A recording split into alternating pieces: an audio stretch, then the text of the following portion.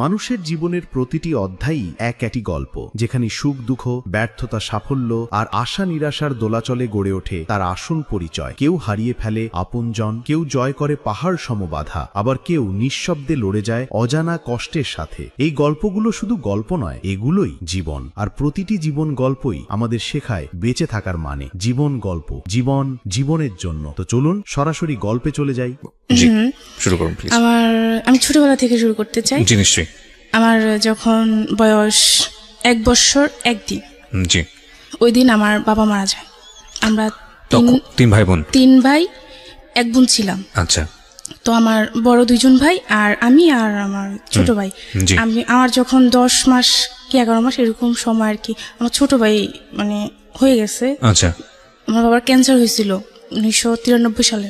আচ্ছা, তো কি করতো বাবা? পেশায় কি ছিলেন? বাবা একটা দোকানে ম্যানেজার ছিল ঢাকাতে। আচ্ছা, আপনারা কি তখন ঢাকাতে থাকতেন না, আমরা গ্রামের বাড়িতে ছিলাম। আচ্ছা। বাবা ঢাকা থাকতো, আমরা গ্রামের বাড়িতে ছিলাম। আসা যাওয়া হতো আর কি। আচ্ছা। নানার বাড়ি সবাই ঢাকাতে থাকে। তারপর বাবা মারা যাওয়ার পর আমরা তো তখন ছোট, আমাদের তো ইনকাম সোর্স বলতে আর কেউ নাই। তো মামার বাড়ি থেকে অনেক হেল্প পেতাম। আমার বড় মামা ভালো অবস্থান ভালো, তো অনেক হেল্প পেতাম আমরা।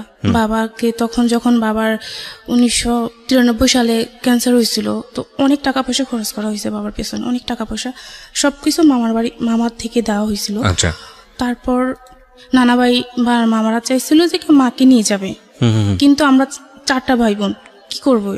দাদা দাদি তখন চাইতেছে না যে না, আমার এত ছোট ছোট নাতি নাতনি ফেলে মানে বউকে আমরা দিব না। তো আমার কাকু ছিল, অবিবাহিত ছিল।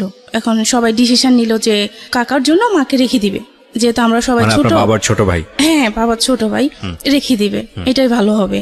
তো প্রথমত মা রাজি ছিল না, পরে যখন আস্তে আস্তে সবাই বুঝালো নানা বাড়িতে রাখবে, ঠিক আছে, আমাদেরকে নিয়ে যাবে, আমরা গ্রামের বাড়িতে থাকবো, তারপরও কোনো একটা প্রবলেম হবে, মানুষ একটা কথা বলে ফেলবে, কারো মুখ তো আর চাপা দিয়ে রাখতে পারবে না। সবাই বুঝাচ্ছে এটা যে ওরা থাকবো, ওদের বাবার বাড়িতে থাকবে, ভালো থাকবে, আর এটা তো অন্য কেউ না, নিজের আপন কাকা। তো এটা বলার পর বাবা মারা যাওয়ার 3 বছর পর মায়ের সাথে আর কি বাবার বিয়ে হয়। হ্যাঁ, বিয়ে হওয়ার পর ভালো, আমাদের বাবা নাই, বাবা মরে গেছে এটা আমরা বুঝতে পারিনি। ছোট তখন আমাদের বয়স 3-4 বছর, আমার ছিল, আমার ছোট ভাইয়ের 3 বছর এরকম। আমরা মানে বাবার অভাবটা কি আমরা বুঝতে পারিনি, কখনো বুঝতে পারিনি। মানে আপনি ছোটবেলা থেকেই জেনেছেন যে কাকাই হচ্ছে আপনার বাবা? কাকা এতটুকু জানতাম। মানে আস্তে আস্তে যখন বড় হলাম, আমরা সবাই কাকা ডাকতাম, তো এটা নিয়ে মানে কেউ বলতো কেন কাকা ডাকিস, এত আদর করে বাবারা। কাকা জানছি কাকাই, মানে এতটুকুই, কিন্তু আমাদের বাবার মতো সবকিছু তো আমাদের কাকা। আচ্ছা। আমি পড়াশোনায় মোটামুটি ভালো ছিলাম। ও ক্লাস যখন আমি 4 পড়ার অবস্থায় 26 মাসে ফুল লাগবে, আমাদের স্কুলে অনুষ্ঠান হবে, তো সবাই ফুল অ্যারেঞ্জ করতেছি, কিন্তু আমি পারতেছি না, আমি ফুল আনবো কোথা থেকে, মানে এরকম একটা চিন্তাধারা যে কোথা থেকে ফুল আনবো। একটা ভাইয়া শুনলো যে আমি ফুলের জন্য ইয়ে করতেছি, তো ভাইয়া বললো যে তোর কি ফুলের দরকার? তো হ্যাঁ ভাই, আমার না ফুলের দরকার। তো বললো আচ্ছা, তোকে আমি ফুল দেবো, তুই বিকালবেলা ওখানে আসিস, একটা জায়গার নাম। কোন ক্লাসে তখন? আমি ক্লাস 4 তখন। ক্লাস 4 ফুল কেন? মানে 26 মার্চের সময় অনুষ্ঠান হবে, স্কুলে অনুষ্ঠান হবে, সবাই ফুল নিবে, আমার হাতে ফুল থাকবে না, এটা। আচ্ছা আচ্ছা, তো ফুল খুঁজছিলেন আপনি? হ্যাঁ, ফুল খুঁজতেছিলাম তখন, কিন্তু তখন পাওয়া যায় না, যেহেতু গ্রামে। আমি ওখানে গেলাম। আচ্ছা। তো ভাই একটা ঝোপের আড়ালে আমাকে ডাক দিল, আমি ওখানে গেলাম। গেলাম পর ভাইয়া ফুল কই, পরে দাঁড়া দিচ্ছে, তোকে পরে দেবো। তো এ বলুন আমার গায়ে আর কি হাত দিচ্ছে, অস্বাভাবিকভাবে হাত দিচ্ছে। তো আমি তো ছোট, তখন কিছু বুঝি না। তো আমি তখন কান্না করতেছি যে ভাইয়া এটা কি, আমি মানে কান্না করতেছি, আপনি কি করতেছেন, আমি সবাইকে বলে দেবো, আপনি তো আমাকে ফুল দিবেন, ফুল দেওয়ার জন্য ডাকছিলেন, কিন্তু এরকম করার কি, মানে এরকম করে কান্নাকাটি করতেছে। তখন আমার চেপে ধরে রাখছে যে আওয়াজ করিস না, চুপ, আওয়াজ করিস না। তো আমি তখন কান্নাকাটি করতেছি, করার পর তখন ভাইয়া মানে কিছু করতে চাইছিল অস্বাভাবিকভাবে, তো আমি বুঝতে পারতেছি না যে কি করব। তখন আমি কান্নার পরিমাণটা বাড়িয়ে দিলাম। তখন ভাইয়া বললো যে আচ্ছা ঠিক আছে, আমার গালে বাবা হাত দিয়ে বললো যে ঠিক আছে, তুই চলে যা, তুই কাউকে কিছু বলিস না। আচ্ছা। তো এটা আমার একটা কাকা দেখলো, যে উনি আর আমি ওখানে ছিলাম। আচ্ছা। কাকাটা দেখার পর কি করলো, উনি আমাকে আর কিছু বললো না, বা উনাকে কিছু বললো না। আমি তো ছোট, আমাদের কিছু হয়নি বা কি, আমি তো তখন কিছু বুঝি না এগুলা কি। আমি বাসায় চলে আসলাম। আসার পর তার 1-2 দিন পর আর কি দুপুরবেলা আর কি মা ডাক দিল আমায়, যেদিকে আয়। বলছে কি, বলে যে তোকে নাম ধরে বললো যে ও ও ও তোকে কি করছে। বলছে না মা কিছু করে নাই তো, ওর সাথে ওখানে গেলি কেন? তো আমি বললাম যে না কিছু করে নাই, এমনিতে আমি ফুলের জন্য গেছি, এটা বললাম। তো বলার পর মা কিছু বলে নাই। পরের দিন বাবাকে আবার ওই কাকাটা বললো। বলার পর আমাকে খুব মারা হলো। মানে একটা মানুষ এত মারে ফ্যামিলি থেকে, যে মা বাবা খুব খুব মারতেছিল, যে কি করছে বল। তো আমি বলছি আমাকে কিচ্ছু করেনি। আমার 2টা হাত বেঁধে উপর দিয়ে হাত ছিল আর পাগুলা নিচে কিছু ছিল না, পাগুলা ছাড়ানো ছিল। ওই অবস্থা আমার গায়ে পিঁপড়া ঢেলে দিছিল।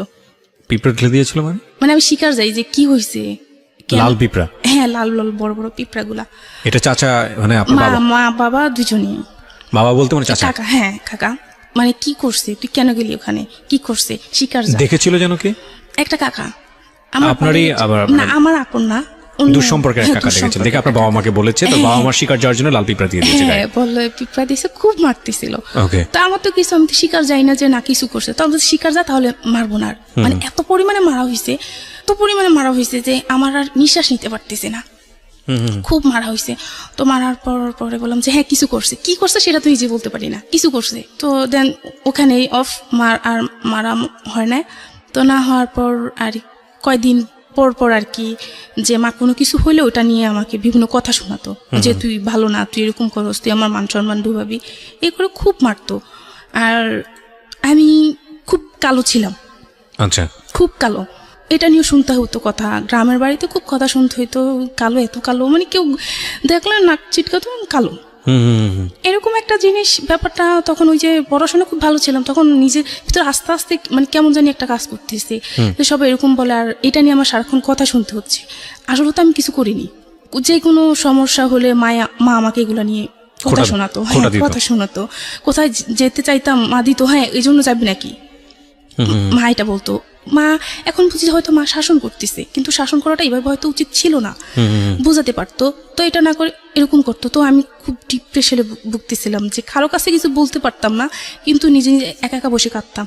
আচ্ছা। আমার মেজো ভাই ও আবার মাঝে মাঝে বলতো, এই তোর মা কি বলে রে এটা, ও আমার 2 বছরের বড়, তো তখন ও ছোট, মা তোর কি বলে রে এটা, না জানি না মা কি বলে এটা। তো মা যখন ওই ছেলেটার বাবার নাম উল্লেখ করে বলতো, ওই ছেলের সাথে এরকম করতে চাস, ওখানে যাবি, কোথাও যাওয়ার নাম বললে হ্যাঁ ওর কাছে যাবি, মানে এরকম কিছু। তো ভাই বলতো ওর নাম কেন বলে, আমি জানি না রে, আচ্ছা বাদ দে না। তো আমরা ভাই বোন, ছোট মেজো ভাই আর আমি খুব মিলছিলাম, মানে খুব মিল। যা সমস্যা তো দুজনকে খুব ভালোবাসতাম, ভাই বোন দুজনকে। তো এরকম চলতে চলতে ক্লাস 7 চলতেছে। পড়াশোনা যে ওই যে একটা ভালো একটা পড়াশোনা একটা পর্যায়ে ছিল, ওটা আস্তে আস্তে নষ্ট হয়ে গেল। আমি আর পড়াশোনাটা ঠিক মতো নিতে পারছি না। এটা হওয়ার পর আমি যেটার সঙ্গে জড়িত না, সেই দোষটা আমার কাছে আসছে, এবং এটা নিয়ে খুব বেশি বাড়াবাড়ি করছে ফ্যামিলি। ওই যে আমি কালো, মানে কেউ তাকে আসছে হয়তো বলতেছে যে তুমি তো তোমার গোষ্ঠী বাহিরে, তবে একটা কাজ হতো, যদি ফর্সা হতো চেহারাটা মোটামুটি ভালো হতো। এগুলো নিয়ে আপনাকে বলছিল? খুব বলা হতো। মানে আমি শুনতাম, কিন্তু কাউকে কিছু বলতাম না, মাকেও বলতাম না যে মা এই আমাকে এটা বলে, কোনোদিনও মাকে কিছু বলতাম না, যে যাই বলুক না কেন। এরকম করতে করতে আমার আর মানে পড়াশোনার দিকে আর মন নাই, ওই এসব নিয়ে সারাক্ষণ চিন্তাধারা ছিল। তো ক্লাস 6-এ যখন উঠি তখন মানে খুব অসুস্থ হয়ে যাই আমি এসবই এর ভিতরে। তো ডাক্তার বলতে এই সেই জন্ডিস, এইসব রোগ, কিন্তু আসলে না, মানে মূলত আমার কি সমস্যা সেটা আমিই বলতে পারবো, যে আমি এগুলো নিয়ে খুব টেনশন করি, যে কি হলো, মানে কেন এরকম হচ্ছে আমার সাথে। তো এটা হওয়ার পর ক্লাস যখন আমি 7-এ পড়ি, তো তখন আমাদের মোটামুটি ভালো চলতেছে, ফ্যামিলি ভালোই চলতেছে, মানে কোনো দিক দিয়ে কোনো সমস্যা দেখতেছি না। 2005 সালে আমার মেজো খালামণি মার্ডার হয়। ঘটনা কি ছিল, মানে আপনি কিভাবে দেখলেন, কিভাবে জানলেন? সেটা জানা হলো যে আমার মেজো খালামণিও আমাদের বাড়ি থেকে 2-3 গ্রামের পরে ছিল। মেজো খালামণির লাশটা পানিতে ভেসে ছিল। আপনি খবর পেলেন কিভাবে, আপনি জানলেন? আমাদেরকে ওনাদের মানে ও বাড়ি থেকে আমাদেরকে খবর দেওয়া হলো আর কি। তো আমরা যখন গেলাম, গিয়ে দেখলাম যে লাশটা অস্বাভাবিকভাবে কিছু, মা বুঝতে পারলো যে আমার বোনের এরকম হলো কেন, মানে একটা মানুষকে মেরে পানিতে ফেলে দেওয়া হলো, তার শরীরের অস্বাভাবিক কিছু দেখা গেল। তো মারা যাওয়ার পর মানে এই একটা সমস্যা শুরু হয়ে গেল, যে এই একটা আরেকটা জিনিস মানে মাথায় এফেক্ট করলো, যে এরকম একটা কিছু আমাদের লাইফে হয়ে গেল, যে আমার আর খালামণি খুব ভালো ছিল, আমাদের খুব আদর করতো। ওকে। মাও খুব মানসিকভাবে মানে ইয়ে হয়ে গেল। তো এটার পর খালামণি কিছুদিন মারা যাওয়ার কিছুদিন পর কি হলো, আমার বড় ভাই তখন ইন্টারমিডিয়েট পরীক্ষাতে ছিল, পরীক্ষা টেস্ট দেওয়া হয়ে গেছিল, পরীক্ষাতে ছিল। তো শুনতে পারলাম মানে খালামণি মারা যাওয়ার কয়েকদিন পর শুনতে পেলাম যে ভাই একটা রিলেশন করতেছে। আপনার বড় ভাই? হ্যাঁ, বড় ভাই একটা রিলেশন করতেছে, তো ওনারা দিবে না ভাইয়ের কাছে, বা আমরা ওটা আনবো না, এরকম কিছু চলতেছে, এরকম নিয়ে আর কি চলতেছে। মানে কি যে একটা অবস্থা, মানে বলে বোঝাতে পারবো না। আচ্ছা, তখন আপনি কোন ক্লাসে? ক্লাস 4? ক্লাস 7। ক্লাস 7। ওকে। ভাইয়া রিলেশন করছে, এখন ওনারা দিবে না, আমরাও আনবো না, এরকম কিছু আর কি। ভাইয়া তো তখন ছোট ছিল, ইন্টারমিডিয়েট পরীক্ষা দিচ্ছে, তখন তারা আমরাও সবাই ছোট ছিলাম, কিভাবে সম্ভব এখন। জি। মানে যার সাথে রিলেশন করছে তো উনি তো ভাইয়াকে বিয়ে করবে, ভাইয়ের সাথে আসবে, এটা নিয়ে ওনাকে খুব মারা হইতো। তো ওনাকে মারা হইতো, প্লাস ওনারা আমাদের এখানে আসতো, আয়েশা আমাদের সাথে ঝামেলা করতো যে আমাদের মানে মেয়েকে এই করছে সেই করছে, এইসব নিয়ে খুব ঝামেলা হতো। তো ঝামেলা হওয়ার পর এরকম ভাবে চলতেছিল। তো আমি যে ওই যে ক্লাস 4 থেকে কিন্তু আর কোনো ছেলেদের সাথে কোনোদিন কোনো ছেলের সাথে আর আর মিশি না। ওই ঘটনার পর থেকে কোনো ছেলেদের সাথে মিশি না। এবং বাড়িতে কোনো ছেলে আমার পরিচিত হোক অপরিচিত হোক কারোর সাথে কোনো কথা নেই। স্কুলে যেতাম, আসতাম, পড়াশোনা করতাম, যতটুকু পারতাম, এভাবে চলতো। আচ্ছা। এখানে চলতেছে এই সমস্যাটা ভাইয়ের ইয়েটা নিয়ে। তো ভাইয়াকে তখন আর ইন্টারমিডিয়েট পরীক্ষাটা দেওয়া হয়নি, ভাইয়াকে ঢাকায় পাঠিয়ে দেওয়া হলো মামার কাছে। তো ভাইয়া একটা দোকানে ম্যানেজারি ইয়েতে ঢুকলো, খুব ভালো ইয়েতে চলতেছে। 2008 সালে ওই ভাইয়া ওনাকে বিয়ে করলো। তখন আপনার ভাইয়া কি করে? বয়স কত? ভাইয়া তখন শেয়ারে ব্যবসা করে। আচ্ছা। তো 24 বছর ভাইয়া তখন শেয়ারে, যে মেয়েটাকে লাভ করতো তাকে বিয়ে করলো। তা অনেক কিছু হয়ে বিয়েটা হয়েছে, অনেক কাহিনী হয়েছে, অনেক কিছু হয়েছে। ওনারা ঠিক আছে, সেটা ইম্পর্টেন্ট না, বাট আপনার গল্পটা ইম্পর্টেন্ট। এখন আমার যে গল্পটা ইম্পর্টেন্ট। তো এটা নিয়ে যা কানা হলো, আনার পর থেকে এখন আবার ফ্যামিলিতে আরেকটা সমস্যা যে আছে না, বউ শাশুড়ির সমস্যাটা, জি, ওইটাই চলতেছে। মানে মা বা ভাবি, মানে ওনাদের প্রতিদিনে কিছু না কিছু নিয়ে সমস্যা হচ্ছে। তো কিন্তু আমাদের ভাই বোনদের সাথে বা আমার সাথে কোনো সমস্যা হয়নি, ভাবির সাথে কখনো কোনো সমস্যা হয়নি, ভালোই চলতেছে। এরকম ভাবে চলার পর যখন মানে এগুলা আমি ক্লাস তখন 9-এ পড়ি। আচ্ছা। ক্লাস 9, ঢাকা নরসিংদী থেকে তো একটা ছেলে আমাদের ওখানে একটা কাজে আমাদের ওখানে গেল। আচ্ছা। আমাদের ওখানে যাওয়ার পরও আমাদের মানে বাসার পাশেই তারা বাসা ভাড়া নিল। নেওয়ার পর ওরা আবার মার সাথে কথা বলতো বা মাকে কাকি ডাকতো, খুব ভালো। মা কিন্তু ওই ডিপ্রেশনে ছিল যে আমার মেয়েটা কালো। এখন মা আস্তে আস্তে আমি বড় হচ্ছি, এখন আবার মানে চিন্তা যে আমার মেয়েটা কালো, কিভাবে বিয়ে দিব, মানে এটা খুব চিন্তা করতো সবাই যে মেয়েটাকে বিয়ে দিব কিভাবে। কয় বোন ছিলেন আপনারা? আমরা 2 বোন। ওই কাকার ঘরে একটা মেয়ে হয়েছিল। আপনি ছোট বোন? হ্যাঁ, না আমি বড়, আমি কাকার ঘরে একটা মেয়ে। আচ্ছা। হ্যাঁ। তো আপনি কি কাকাই বলতেন না বাবা? হ্যাঁ, কাকাই বলতাম। আমরা 4 জন কাকাই বলতাম, ছোট বোনটা বাবা বলতো। হ্যাঁ, বাবা বলতো। মা একদিন রাস্তায় কি করতেছে, মানে দাঁড়ায় আছে একটা মেয়ে, ফর্সা মেয়ে হেঁটে যাচ্ছে। তো হেঁটে যাওয়ার পর মা বলতে চায়, আল্লাহ তুমি আমার ছোট মেয়েটাকে যা দিলা, আমার বড় মেয়েটাকে এরকম করে তৈরি করলা যে আমার মেয়েটাকে আমি একটা ভালো জায়গায় বিয়ে দিতে পারবো না। এটা আপনার সামনেই বলেছে? না, আমি ছিলাম না তখন। আচ্ছা। আমাদের অবস্থান তখন মোটামুটি ভালো, ভাইয়া শেয়ার ব্যবসা করতেছে, ভালো, খুব ভালো। মা এটা বলার পর একজন শুনলো, ওই যে যারা বাসা ভাড়া নিচ্ছে আমাদের ওখানে, ওই একজন শুনলো। মানে কার কাছ থেকে শুনেছে? মা বলতেছে, এটা ও শুনলো। আচ্ছা। ও হেঁটে যাচ্ছে, মেয়েটাও হেঁটে যাচ্ছে, মা ওই কথাটা তখন বললো, জুড়েই বললো। তো বলার পর আমি তখন স্কুলে ছিলাম। তো শোনার পর ও কি করলো, আমার একটা আপুর সাথেও ভালো মানে যোগাযোগ ছিল। তো আপুকে বললো যে এরকম মানে ওকে আমার ভালো লাগে, ওকে বলেন আমার সাথে একটু কথা বলতে। তখন আপনি ক্লাস 7-এ? না, ক্লাস 9-এ। আমি ক্লাস 9-এ তখন আমি ক্লাস 9-এ। তো বলার পর আমার আবার তখন একটা অভ্যাস ছিল যে আমি 3 দিন 4 দিন 5 দিন ভাত খেতাম না, কিচ্ছু খেতাম না, 1 গ্লাস পানি অতটুকুই চলতো, এমনিতে থাকতাম, মানে কোনো সমস্যা হতো না খেয়ে থাকতাম। তো মায়াগুলা নিয়ে আমাকে একদিন খুব মানে ইয়ে করতেছে যে তুই এভাবে মানে জীবন চলে কেমনে, খাওয়া দাওয়া না করলে কেমন হবে, এরকম ও শুনতেছে। ও শুনলো, শোনার পর আপুকে বললো যে আপু ওকে একটু ডাকেন, আমি ওর সাথে একটু কথা বলবো। আমাকে ডাকা হলো। তো ডাকার পর আমি গেলাম, ওই আপুর ঘরে গেলাম, যাওয়ার পর বললাম যে কেন রাখছেন আমাকে। তো রাখার পর বললো যে তুমি বসো, তোমার সাথে একটু কথা আছে। আচ্ছা। বললাম যে কি কথা, বল তুমি বসো। বলে যে ছেলেটার নাম কি ছিল? নাসির। ওকে। হ্যাঁ। তো বলার পর বললো যে তুমি ভাত খাওনি কেন? বলছে না, আমার না খেতে ইচ্ছা করতেছে না, আমার ভালো লাগে না, আমার খাইতে ইচ্ছা করে না। তো বললো যে আমার সাথে ভাত খাওয়া, বলছে না আপনার সাথে আমি খাবো কেন, এটা বলে ওখান থেকে চলে আসছি। আচ্ছা। তো উনি আর খায়নি, চলে আসার পর এখন আমি খাইনি, উনিও খায় না, মানে দুজনে না খায় অবস্থা আছে। তখন আপু বললো যে এখন আপুকে বলো, ওকে বলবো না আমাকে একটা চিঠি দিতে, 2009 সাল, তখন ওকে বলবেন একটা চিঠি দিতে, যে চিঠিতে আমি মানে ও আমাকে বলবে যে আমি কেন খাইনি বা ওকে আমাকে খেতে বলতে হবে এরকম কিছু। তো আমি কি বলবো, কেন করবো এটা? যখন আপু এটা বললো আমি তো প্রথম রাজি না, পরে আরেকটা ফুপি ছিল, সে বললো যে কর না, কি হয়েছে, সমস্যা কি, এটা তার মহাভারত কিছু না, ও চলে গেলে তো তারপরে তার কোনো কিছু না, তার সাথে তার কোনো যোগাযোগ নেই। তো আমি রাজি হলাম, আচ্ছা ঠিক আছে চিঠি লিখবো। এখন চিঠি লিখতে গিয়ে আমি একবার কি চিঠি লিখবো আমি তো বুঝতে পারতেছি না কিভাবে লিখবো। তো একবার চিঠি লিখতে গিয়ে 10টা পেজ নষ্ট করলাম, চিঠি আমার লিখতে পারিনি আমি। অনেক কষ্ট করে চিঠি লিখলাম, লিখে ওনাকে দিলাম যে আপনি কেন খাননি, আপনি নাকি খাননি। আপু বললো আচ্ছা ঠিক আছে আপনি খান, আমিও খাবো। তো এটা বলার পর ও খেলো। এরকম 2-3টা মানে চিঠি দেওয়া হলো আর কি, 3টা। তো আমি আসলে একটাতে লিখলাম যে আচ্ছা আপনি কি চান আমার কাছে, মানে কেন এরকম বলতেছেন। তো বললো যে চোখের ভাষা বুঝে না সে মনের ভাষা বুঝবে না, তুমি কি আমার চোখ দেখে বুঝতে পারো না যে আমি কি বলতে চাই? না আমি তো কিছু বুঝতে পারিনি। ওইটার বলার পর তার কয়েকদিন পর ওরা চলে আসলো, ওদের কাজটা শেষ, ওরা চলে আসলো। আচ্ছা। তো আমার বাবা তখন ফোন ব্যবহার করতো, আমি বা মা কেউ ব্যবহার করতাম না। তো বাবার ফোন নাম্বার নিয়ে আসা হলো। তো নিয়ে আসার পর ও মাঝে মধ্যে ফোন দিত, আপুর সাথে কথা বলার জন্য ফোন দিত, যে আপুর সাথে কথা বলবো। তো আপুর সাথে কথা বলা তখন তো আমরা আমাকে দিত, তো আপুর সাথে ফোন দিলে বুঝতাম যে আমার সাথে কথা বলবে। এরকম ভাবে তো ওনার কথা আমার খুব ভালো লাগতো, ওনার কথা বোঝানো, খুব সুন্দরভাবে কথা বলতে পারতো, গুছিয়ে কথা বলতে পারতো, সেটা আমি তখন পারতাম না। উনি কথা বলতে পারতো খুব সুন্দরভাবে, তো ওনার সাথে আমি কথা বলতাম, ভালো লাগতো।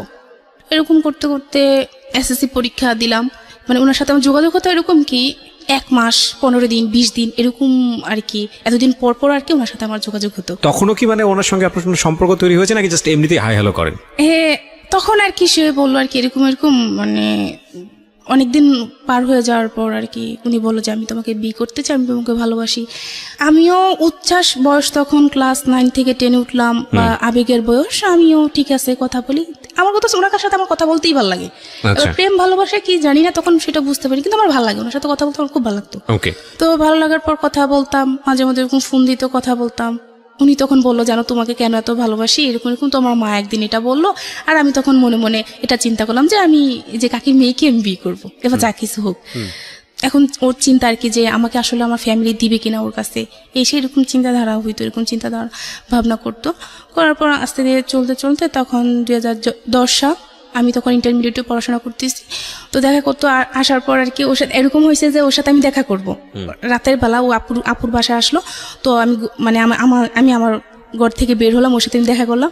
মানে এরকম হলো যে ওর সাথে আমি দেখা করব, ও আমাকে অনেকদিন পর কাছে পাইছে, ও আমাকে ধরবে, এরকম কিছু চিন্তাধারা ছিল যে আমাকে ধরবে, জড়িয়ে ধরবে, বা আমিও এরকম কিছু। তো ও মানে এরকম করে আবার হাতটা সরাই ফেলবো, সরাই ফেলে মানে হাতে ব্যথা পাইছে, তারপর হাতটা সে সরাই ফেললো, যে সে আমাকে কোনোদিনও টাচ করবে না। মানে ওর চিন্তাধারা ছিল যে সে আমাকে কোনোদিনও টাচ করবে না, যা করবে মানে পরে, মানে ওর চিন্তাধারা এরকম ছিল।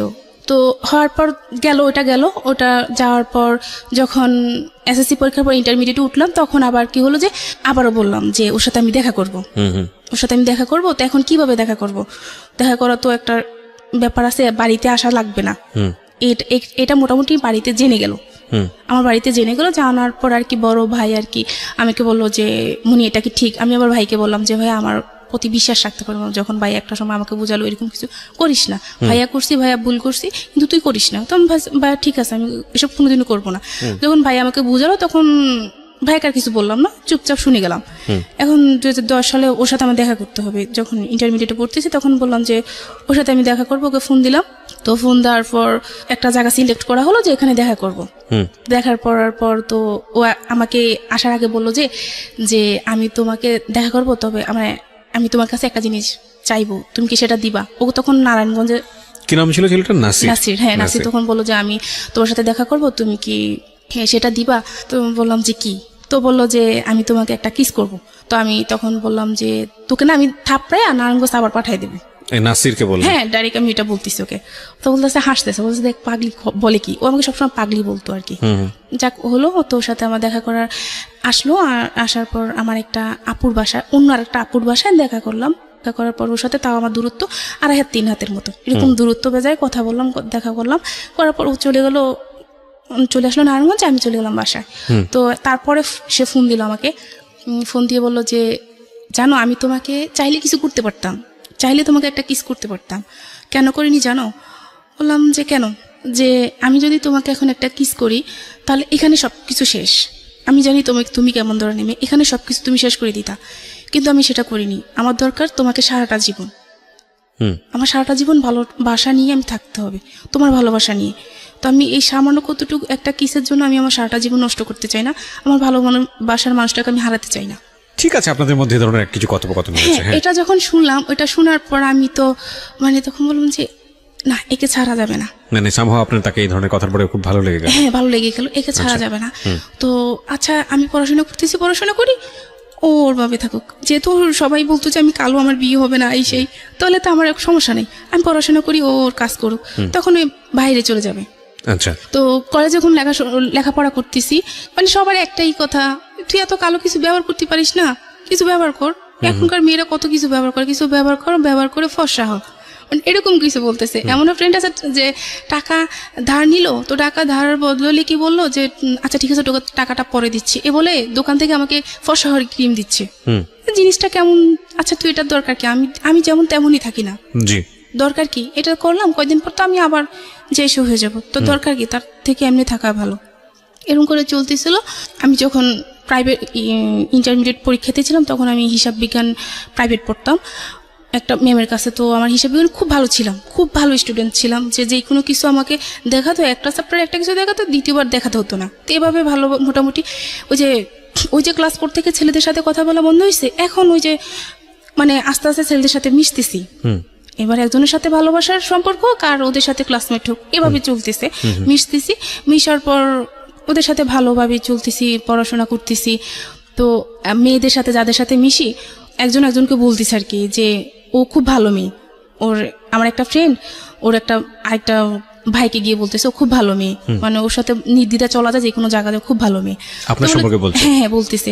তো বললো যে আচ্ছা ঠিক আছে, ও কেমন ভালো মেয়ে দেখবো, তোর নাম্বারটা দিস। এটা বলার পর তো বললো যে তো নাম্বার ইউজ করে না, কোনো নাম্বার ইউজ করে না, ওকে আর ও নাম্বার দেওয়া যাবে না। তো আচ্ছা ঠিক আছে, ওকে দেখবো, অতটুকু ওখানে অতটুকু। আর যে এই যে এর সাথে যে আমি দেখা করলাম, ইয়ে করলাম, তারপর থেকে ওর সাথে আমি যোগাযোগ বন্ধ করে দিলাম, যে এর সাথে আমি এখন কথা বলবো না, দেখি না ও ভালো কোনো পজিশনে যায় কিনা। ওর মায়ের নাম্বার তো আমার কাছে আসছে, ভালো একটা পজিশনে যখন যাবে তখন আমিও আমার পড়াশোনাটা শেষ করি, সবকিছু মাথা থেকে দূরে ফেলে আমি আমার পড়াশোনাটা করি। আমার খুব ইচ্ছা ছিল যে আমি অ্যাকাউন্টিং এ অনার্স করবো, এরকম ইচ্ছা ছিল। তো তখন আপনি ইন্টারে পড়েন? ইন্টারে পড়ি, ইন্টার পরীক্ষার্থী তখন, পরীক্ষার্থী। তো আমার যখন পরীক্ষা চলে আসতেছে, এখন আমার ফোনে দরকার। মেজু ভাইকে বললাম, দেখ ভাই, এখন তো আমার পরীক্ষা চলে আসছে, এখন আমি কি করবো, আমার তো ফোনে দরকার। এখন বলতেছে আচ্ছা ঠিক আছে, আমি ভাইকে বলবো। এদিকে সাংসারিকভাবে যেটা হচ্ছে যে ভাই বা মায়ের সাথে ভাবির সাথে প্রবলেম চলতেছে অনবরত। এখন যুদ্ধ চলতেছে। এখন সবাই বলতেছে যে এভাবে তো হয় না, মেয়েটাকে বিয়ে দিয়ে দাও, যেহেতু মেয়েটা বড় হয়েছে, মেয়েটাকে বিয়ে দিয়ে দাও। এরকম ভাবে সংসার তো নষ্ট হয়ে যাচ্ছে। এখন 2 দিন পর মেয়েটা দেখতে এমনিতে কালো, তার উপর যদি সমস্যা এরকম, ফ্যামিলিতে এরকম সমস্যা, কেউ ভালো কোনো জায়গা বিয়ে দিতে পারবে না, এমনিতে তো ভালো জায়গা বিয়ে দিতে পারবে না, এরকম মানুষ বলে, মুখের উপরে এসব কথা বলে, খুব খারাপ লাগে। তো এসব চলতে ছিল। তো ভাই আমাকে ফোন দিল, যখন মেজো ভাই বললো যে ভাই ওকে ফোন দেন, ওর তো এখন ফোনটা লাগে, যেহেতু সবার সাথে যোগাযোগ করতে হবে, পরীক্ষা চলে আসছে। তো এটা বলছে, ভাইয়া ফোন দিছিল আমাকে। ফোন দেওয়ার পর ওই যে আমার যে ফ্রেন্ড বললো যে আমার নাম্বার দেওয়ার জন্য, ওকে আমার ওই মেয়ে বন্ধুটা ওকে নাম্বার দিল। দেওয়ার পর ফোন না 2-3 দিন পর নাম্বার দিল, ও আমাকে ফোন দিচ্ছে, SMS দিচ্ছে। তো আমি তো ফোন পিক করতেছি না, বা SMS কে আপনি, SMS এ বলতেছে আপনি কে, কেন আমাকে ডিস্টার্ব করতেছেন, এই সেই, এরকম চলতেছে। ও অন্য জায়গার পরিচয় দেয়, দেওয়ার পর নাম্বারে ফোন দিল। আমি আমার ক্লাসমেটই, ওই ছেলেটা আমারই ক্লাসমেট। আমি ওকে দেখিও না, চিনিও না কোনোদিনও। আচ্ছা, কিন্তু ও ওই নাম্বারটা নিয়েছে? হ্যাঁ, ওর একটা বোন থেকে আর কি, ও আমাদের সাথে পড়তো। তো নেওয়ার পর আপনার নাসিরের সঙ্গে যোগাযোগ অফ? হ্যাঁ, ওর সাথে আমার যোগাযোগ সম্পূর্ণ অফ। ওকে। ফোন দেওয়ার পর এরকম করতেছে, মা শুনলো। আমি যখন বললাম যে আপনি আমাকে ফোন দিন না, আমার প্রবলেম হবে এসে, তখন মা শুনলো। মা তো শোনার পর আমার সাথে খুব মানে রাগারাগি করতেছে। তো রাগারাগি করার পর আমি কি করলাম, মাকে ভাইয়াকে, বড় ভাইয়া তখন বাড়িতে ছিল, ভাইয়াকে ফোনটা দিয়ে দিলাম যে ভাইয়া ধরেন কে ফোন দিচ্ছে, আমি চিনি না ওকে, আপনি কথা বলে দেখুন। তখন ভাইয়া কথা বললো, বলে যে ভাইয়া আসলে আমি ওর ক্লাসমেট, ও আমাকে কখনো দেখেনি, ওর সম্পর্কে আমি অনেক জানছি, জানার পর আমার ভালো লাগলো, এই জন্য ওর সাথে আমি একটু কথা বলতে চাইছি, আর ওর সাথে আমি ফ্রেন্ডলি কথা বলবো, আমি কথা দিচ্ছি ওর সাথে আমি ফ্রেন্ডলি কথা বলবো। তো ভাই বললো আচ্ছা ঠিক আছে। যখন আমার ক্লাসমেটে এরকম কথা বলে আমার ভাইয়ের কাছে, যে খুব ভালো মেয়ে ভাইয়া, ওর সাথে আমি কথা বলবো, তখন ভাইয়া বললো যে আচ্ছা ঠিক আছে। তো ভাই আয়শা বললো যে তুই কথা বলিস ওর সাথে, তোরই ক্লাসমেট। ও তখন ওর সাথে কথা বলতে লাগলাম, মাঝে মধ্যে কথা বলতো, ফোন দিত। তো ও তখন মানে ওর সম্পর্ক ছিল, তো বলতো আমাকে যে ওর বাবার সম্পর্কে আমাকে বলতো, আজকে মানে ওর প্রেমের একটা সম্পর্ক ছিল অন্য একটা মেয়ের সাথে। ছেলেটার নাম কি ছিল? সাদ্দাম। সাদ্দামের সঙ্গে আপনি কথা বলতেন, আপনার ক্লাসমেট সে? হ্যাঁ হ্যাঁ। ওর আবার অন্য একটা মেয়ের সঙ্গে সম্পর্ক? হ্যাঁ, সেটা আপনাকে বলতো? হ্যাঁ আমাকে বলতো। আচ্ছা।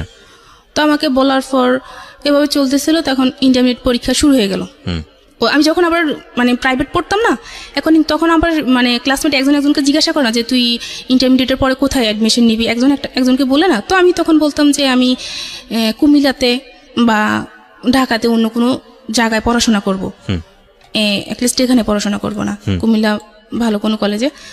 ওইটা ও রাখলাম, বলতাম ওদেরকে, আর বাবা মাকে আমি সবসময় এটা বলতাম যে আমি ভালো কোনো কলেজে পড়াশোনা করব, আমি কিছু একটা করব।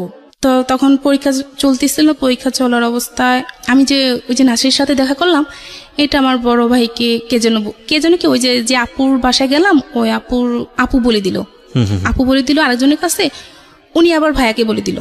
তখন ভাইয়া মাকে বলল যে এরকম যে আপনার মেয়ে এরকম করছে। তো মা যখন আমাকে জিজ্ঞাসা করলো, তা আমি বললাম যে মা এরকম কিছু না, এতটুকু শেষ। মা আর কিছু বলে নাই, ভাইও আমাকে কিছু বলে নাই। এটা জানার 15 দিন পর আমাকে একটা জায়গা থেকে দেখতে আসলো, বললো যে ওদের সামনে যেতে।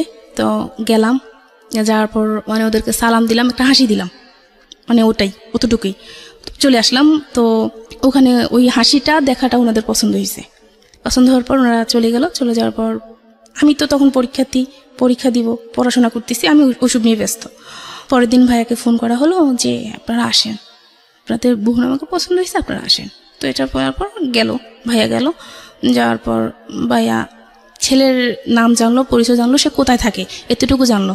জানার পর ভাইয়া যখন সবাইকে বললো যে এরকম ভাইয়ার ফ্রেন্ড সার্কেল আমাদের গ্রামের পাশাপাশি, তো ফ্রেন্ড সার্কেল জানানোর পর সবাই বললো যে হ্যাঁ ছেলে খুব ভালো, আর দেখতে মাশাআল্লাহ অনেক স্মার্ট, অতটুকুই মানে সবার পছন্দ হয়েছে। এবার ছেলে তাদের ফ্যামিলির ব্যাকগ্রাউন্ড কি, সে পড়াশোনা কতটুকু করছে, এটা দেখার বিষয় না কারণ।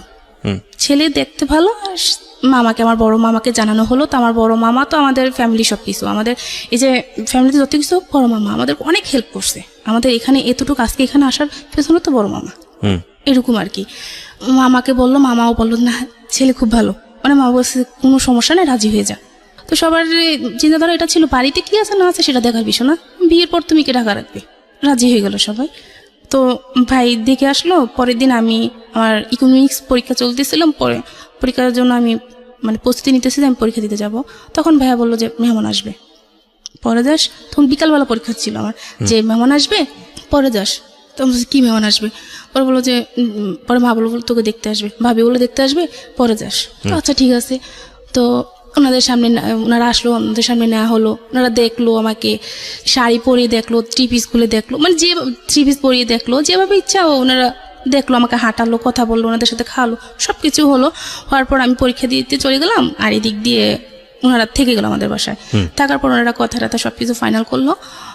দিনটা ছিল সোমবার, যে বুধবার দিন ছেলে আসবে, মেয়ে যেহেতু এখন পরীক্ষা, তো কাবিনটা হয়ে যাবে। তারপর যার বাড়ি শেষে এতটুকু পরীক্ষার পর আর কি আমরা অনুষ্ঠান করে আমরা বউ নিব, অতটুকু কথা শেষ। আমি বাড়িতে আসলাম। আপনি তো বুঝতে পারছিলেন যে আপনার বিয়েটা হয়ে যাচ্ছে? না, তখনও জানি না, মানে এত কিছু হচ্ছে, আপনি বাড়ির ছেলের সামনে যাচ্ছেন, হাসি দিয়ে চলে আসতেছেন, এটা তো বোঝাই যাচ্ছে যে কিছু একটা হচ্ছে। না, আমি তখন বুঝতে পারি না যে বিয়ে হবে আমার, মানে ওই তারপর মূলত ওই আপনার মা যে আপনার ফোনে একটা কনভারসেশন শুনেছিল যে আপনি ফোন দিয়ে না, আমার বাসায় ডিস্টার্ব হবে, এরপর থেকে আপনার ফ্যামিলি অনেক সিরিয়াস হয়ে গেছে, যেভাবে হোক। এটা না। তাহলে ওই যে আমি নাসিরের সাথে দেখা করছি, ওটা শোনার 15 দিন পরে এই ঘটনাগুলো হচ্ছে। আচ্ছা, তার মানে এই ঘটনার প্রেক্ষিতেই আপনার ফ্যামিলি চিন্তা করেছে বিয়ে সাথে দিয়ে দিই, তারপরে যা হওয়ার হবে। হ্যাঁ, আর ফ্যামিলিতে ওই যে দুর্যোগ চলতেছে, বর্ষাশুরি যুদ্ধ, বুঝতে পেরেছি। বলেন এসব নিয়ে তো মানে মেয়েটাকে বিয়ে দিয়ে দিলে ভালো হবে, এরপরে ছোট একটা মেয়ে আছে, ওটাকে পরে দেখা যাবে, এরকম কিছু আর কি। তখন আমি কলেজ থেকে আসলাম, পরীক্ষা দিয়ে আসার পর আর কি শুনলাম যে আমার বিয়ে ঠিক হয়েছে, বুধবার দিন বিয়ে হবে। আচ্ছা। মানে তখন তো আমি মানে কি করব বুঝতে পারতেছি না, যে হঠাৎ করে এটা কি, আর ওটা তো বলতে পারতেছি না। এখন তো বুঝতে পারলাম ওটা শোনার পরে এরকম হলো, আর ওটা কাউকে কিছু বলতে পারতেছি না, মেনে নিলাম যা কপালে যা আছে তাই হবে, আর কোনো সিনক্রেট করিনি। না করার পর তখন কি হলো, বুধবারে ওরা আসলো। এখন আসার পর আর কি ওরা দেখলো, এখন আবার দেখবে, বিয়ে হবে আগে দেখবে, ছেলে দেখবে। তারা কিন্তু ছেলে দেখে নাই, ওর মা আর ওর বোন, ওর ভাই দেখলো আমাকে, কিন্তু ও দেখলো না। এখন ও আসলো, ও দেখলো। আপনি ছেলে দেখেছেন ওই সময়টাতে? না, আপনি না, ওকে আমি তখনও দেখিনি। আচ্ছা। দেখলো, দেখার পর বললো যে আচ্ছা আমার তো মেয়ে পছন্দ হয়েছে, আজকে ওর সবকিছু থাকুক। মানে আমাদের ভালো একটা আয়োজন করা হয়েছে, সবাই জানলো যে মানে ওর বিয়ে, নিপার বিয়ে, সবাই জানে এটা। সবাইকে মোটামুটি দাওয়াত দেওয়া হয়েছে, ছোটখাটো অনুষ্ঠান যাকে বলা হয় আর কি, মোটামুটি সবাই জানলো যে আমার বিয়ে আজকে। তো তখন বললো যে আমার মেয়ে পছন্দ হয়েছে। আচ্ছা, এটা তো আমাদের বাবা চাচা কাউকে আনেনি, শুধু ও আসলো ওর কোনো কয়টা ফ্রেন্ড নিয়ে। তখন সবার মনে খটকা লাগলো, কিছু নিয়ে আসেনি। একটা বিয়ে করতে আসবে, একটা শাড়ি তো নিয়ে আসবে, কিছু নিয়ে আসেনি। তো তখন সবার মনে একটা খটকা লাগলো, লাগার পর আর কি ওর যেটা হলো যে আমাকে ওর পছন্দ হয়নি। মানে বুঝলাম না ঠিক, আপনাকে থেকে পছন্দই করলো, আবার পছন্দ হয়নি বলতে? মানে ওর ফ্যামিলি পছন্দ করলো, ও এটা বললো আর কি, মিথ্যা বললো। আমার মেয়ে পছন্দ হচ্ছে, আমি আগামীকাল আমার বাবাকে পাঠাবো, আমার কাকাকে পাঠাবো, পাঠিয়ে তারপর মানে বিয়ে ডেট ফিক্সড করবো। আচ্ছা। এটা বলে ও চলে গেল। এখন তো সবাই মোটামুটি বুঝতে পারলো যে কিছু একটা সমস্যা। পরে ও ফোন দিয়ে বললো যে এরকম এরকম, এখন না বিয়েটা পরে, ওকে টেনশন করতে বললেন না, ওকে পড়াশোনা করতে বলেন। তো ওকে বিভিন্ন জন ভাইয়ের বিভিন্ন ফ্রেন্ড সার্কেলে এসে মানে বিভিন্ন মানুষ বুঝালো, বা ওদের বাড়ি থেকে যখন ওদের বাড়িতে গেলাম তখন শুনতে পেলাম আর কি, আমার শাশুড়ি টাশুড়ি সবাই বুঝালো যে মেয়েটা ভালো, দেখ কিচ্ছু হবে না, বিয়ে কর, কি হয়েছে, কালো হয়েছে, তাতে কি, কিছু হবে না। এটা করে ওকে বোঝানো হলো। বোঝানোর পর পরের দিন বৃহস্পতিবার ও আবার ভাইয়ের সাথে মিট করলো যে আপনি আসেন, আপনার সাথে দেখা করবো। তো দেখা করার পর আবার বিয়ে ঠিক করলো শুক্রবার দিন আবার বিয়ে ঠিক করলো। এখন তার কিছু করা নাই, তখন ডিসিশন নিলাম যে আর মানে বিয়ে কারোর সামনে যাব না, পড়াশোনা করব। মাকে বলে দিলাম কারোর সামনে আমাকে নিবেন না, এটা খারাপ জিনিসটা যে কত খারাপ হয়েছে, মানে মাকে বললাম যে বুঝতে পারছেন যে আমার বিয়ে ঠিক হয়েছে, বিয়েটা ভেঙে গেছে, গ্রামের বাড়িতে জিনিসটা অনেক খারাপ জিনিস, তো আমার আর দরকার নেই, আমি আর বিয়ে করবো না, আমি পড়াশোনা করবো। যখন আবার বিয়েটা ঠিক হলো, দ্বিতীয়বার আমি কিছু বলতে পারলাম না, চুপচাপ বিয়েটা করে ফেললাম। শুক্রবার দিন বিয়েটা হয়ে গেল। দ্বিতীয়বার বিয়ে ঠিক হয়েছে কিভাবে? মানে একজনের সাথে ফার্স্টের দিন বুধবার দিন বিয়ে হওয়ার কথা ছিল, কিন্তু হয়নি। আবার শুক্রবার দিন ও নিজেই ঠিক করলো ভাইয়ের সাথে এসে যে আচ্ছা ঠিক আছে, আমরা আগামীকাল যাব, বিয়ে হবে। মানে ছেলেটা আবার রাজি হয়েছে? হ্যাঁ, আবার রাজি হলো। ওকে বিভিন্ন সবাই নাকি নাম কি ছিল? ওর নাম ছিল ফাহিম। হ্যাঁ, ওকে। বিয়ে হওয়ার পর যখন আমাকে আর ওদের বাড়িতে না হয় না, আমাদের বাড়িতে রাখলো, যেহেতু পরীক্ষা। তো ওকে আর আমাকে একটা ঘরে দেওয়া হলো। দেওয়ার পর ওকে আমি দেখলাম, ওকে দেখার পর তো আমি মানে পুরো প্রেমে পড়ে গেলাম। আসলে অনেক সুন্দর ছিল, মানে ও হিসাবে আমি কিছুই না, মানে এতটা সুন্দর ছিল। কথা বলতেছে তো একটা জিনিস খেয়াল করলাম যে সে আমার দিকে একটাবারও তাকায়নি। আচ্ছা। তখন অনেকটা খারাপ লাগলো যে সে আমার দিকে একটাবারও তাকায়নি। একটা মেয়ের কত চিন্তাধারা থাকে, একটা মেয়ে না সবাই একটা চিন্তাধারা থাকে যে বিয়ের পর বাসরঘরটা হবে অন্যরকম চিন্তাধারা থাকে। তো আমি দেখলাম যে আমার হাজবেন্ডটা আমার দিকে একবারও তাকায়নি আমার দিকে। না তাকানোর ফলে আমি আর কিছু বলিনি। ও কথা বলতেছে, বুঝাচ্ছে যে বিয়ে মানে কি, এই সেই একটা বিয়ে সম্পর্কে বিভিন্ন ধরনের কথা বোঝাচ্ছে, কিন্তু ও আমার দিকে শুধু চোখ বন্ধ করে কথা বলতেছে, একটাবারও আমার দিকে তাকায়নি। আচ্ছা। না তাকানোর পরে তো রাতে মানে যখন ঘুমাতে গেলাম, আমি ওর হাতের বাম পাশে ছিলাম। তো রাতে খেয়াল করলাম যে ও আমার বাম পাশ থেকে ডান মানে আমার ও পাশ হলো গিয়ে মানে সিগারেট বাসরাতে। জি। তো এটা দেখার পর তো পুরো আমি শকড যে বিয়ের রাতে হাজবেন্ড একটা বার আমার দিকে তাকালো না, এখন সে সিগারেট খাচ্ছে, মানে জিনিসটা কেমন? এরকম রাত্রে দুটা খেলো। তো খাওয়ার পর খুব খারাপ লাগলো যে আল্লাহ জানি কপালে কি আছে। তারপর আর কাউকে কিছু বলিনি। বলার পর পরের দিন ও আমাদের বাড়িতে ছিল, থাকার পর ওর একটা ফ্রেন্ড নাকি আমাদের বাড়িতে আসতে চাইছিল যে তো শ্বশুরবাড়িতে যাব। তো বললো যে আমার শ্বশুরবাড়িতে যাবি কি, আমার নিজেরও তো মন ঠিক না, আমার নিজেরও তো বউ পছন্দ হয়নি। সে সেটা তার ফ্রেন্ডকে বললো, এটা সে আমাকেও বললো। তো আমাকে বলার পর আমি আড়ালে দাঁড়ায় কান্না করতেছি যে কি হলো কপালে। তো কান্না করতেছে, ভাবি দেখলো কি হলো, ভাবি এরকম উনি এই কথা বলে। তো ভাবি ওকে খুব বুঝালো যে ভাই হ্যাঁ বলতে পারবেন মেয়েটা কালো, কিন্তু মানে ওর মতো মানুষ হয় না, সারাটা দিন বলে যেতে পারবেন কিন্তু কোনো প্রত্যুত্তর করবে না। খুব ধৈর্যশীল একটা মেয়ে, ওকে আপনি কখনো কষ্ট দিন না। তখন অতটুকু তো ভালোই চলতেছিল, ফোনে কথা টথা বলতাম। ও 3 দিন থেকে চলে আসলো ঢাকায়, ওর সাথে ভালোই কথা, ফোনে কথাবার্তা ভালোই চলতো, খুব ফোনে অনেক কথা চলতো, অনেক কথা হতো। তো ওকে বিভিন্ন কথার মাধ্যমে বুঝাতাম যে শুনো, বাবা মার পছন্দে বিয়ে করছে কিন্তু এমন আচরণ তাদের সাথে করবে না যাতে তারা কষ্ট পায়। ভাই বোনের সাথে সবসময় ভালো ইয়ে করবা, আগে যে যতটা ভালো করছো তার থেকে বেশি ভালো করবা। তো ওর কথা বলতো, তোমার এই কথাগুলো খুব ভালো লাগে আমার, তোমার এই কথাগুলো আমার খুব ভালো লাগে। এটা হওয়ার পর যখন যখন বিয়ের 1 সপ্তাহ হলো, আগে শুক্রবার বিয়ে হলো, পরে বৃহস্পতিবার আর কি আমি ঘুমাচ্ছি, ও অনেকবার ফোন দিচ্ছে আমার ফোনে, কিন্তু আমি এত ঘুম যাচ্ছি যে আমি ফোনটা রিসিভ করতে পারতেছি না। ও 26 বার আমাকে ফোন দিল। ফোন দেওয়ার পর আমি ফোন রিসিভ করলাম, রিসিভ করার পর চুপ করেছিল অনেকক্ষণ। তো আমি বললাম যে সরি, আমি না ঘুমিয়ে পড়ছি, ওই দিন পরীক্ষা ছিল একটা, পরীক্ষা দিয়ে আসে আমি ঘুমিয়ে পড়ছি, আমার সরি, আমাকে ক্ষমা করে দাও, আমি ফোনটা রিসিভ করতে পারি না। ওই দিন রাতে এসে বললো যে আমি ঠকেছি, তোমাকে বিয়ে করে আমি ঠকেছি। কেমন ঠকছো? যে তুমি ইউজকৃত। বিয়ের কয়দিন পরে এই ঘটনা? 1 সপ্তাহ পরে। 1 সপ্তাহ পরে সে আপনাকে বললো যে এই ধরনের কথাবার্তা, এই ধরনের কথা। আবার আমাকে জিজ্ঞাসা করলো তোমার কোনো ফ্রেন্ড আছে কিনা, এই সেই না। তো ওই যে আমি সাদ্দামের সাথে কথা বলতাম, ওর সাথে পরীক্ষার সময় বিভিন্নভাবে হেল্প করতো আমাকে, বা আমি ওকে ইয়ে করতাম। আমার জানা যে প্রশ্নটা সেটা হচ্ছে যে এটা খুব সেন্সিটিভ একটা বিষয়, তারপর আমি করছি আপনাকে এই প্রশ্নটা, এই কথাটা সে কেন বললো আপনার কি জানা আছে? কারণ আপনি যেটা স্বীকারোক্তি দিয়েছেন এখানে, আমি জানি না, তাতে তো আপনার এই ধরনের কোনো ঘটনাই ঘটেনি না, আমার জীবনে এরকম কোনো ঘটনা ঘটেনি। মোটামুটি ভালো ছিলাম, মানে স্বাস্থ্য ভালো ছিল, তো সেই ক্ষেত্রে তার এরকম চিন্তাধারা ছিল। তো আপনি ওকে জিজ্ঞেস করলেন না যে তুমি আমাকে কেন বলছো? বা বলে যে আমি বিয়ের আগে বিভিন্ন জনকে জিজ্ঞাসা করলাম, তারা এরকম এরকম বলে, এরকম এরকম, কিন্তু তোমার মাঝে এরকম কিছু নাই, এরকম কিছু সে বলতেছে আর কি। আচ্ছা, যেগুলো আপনার মধ্যে অ্যাবসেন্স ছিল সেই কারণে সে আপনাকে বলছে যে আসলে না, কিন্তু আমার সাথে আমার সেরকমই হয়েছে, আমি সেই কষ্টটা অনুভব করছি, আমার সেই জিনিসগুলাই হয়েছে, কিন্তু তাকে সে তো চলে গেছে, কষ্টটা আমি পাইছি, পরে বুঝতে পারতেছি আমার কতটুকু কষ্ট হয় সেটা আমি বুঝতে পারছি, সে তো চলে গেল পরের দিন সকালবেলা। আমি তো সামহাউ সে আপনার মুভমেন্ট বা সবকিছু মিলিয়ে সে যেটা গেস করেছে যে আপনার বিয়ের আগে অন্য কারোর সঙ্গে সম্পর্ক ছিল, হ্যাঁ, শারীরিক সম্পর্ক ছিল, সেটা একটা বিষয়। খুব সামাজিকতার জায়গা থেকে আমরা এই বিষয়গুলো নিয়ে কথা বলি না, আমাদের সমাজে এগুলো এক ধরনের ট্যাবু মনে করা হয়। কিন্তু একটা মেয়ের সংসার জীবন শেষ হয়ে যাওয়ার জন্য ভয়ঙ্কর রকম ভাবে এটা কিন্তু খুব সেন্সিটিভ একটা বিষয়। আপনারা আপনাদের জায়গা থেকে বিষয়টাকে বোঝার চেষ্টা করবেন। আমি জানি যে আজকে যারা জীবন গল্প শুনছেন তারা প্রত্যেকেই নিজের জায়গাটা থেকে আজকের এই ঘটনাগুলোকে হয়তো নিজের জীবনের সাথে রিলেট করতে পারবেন।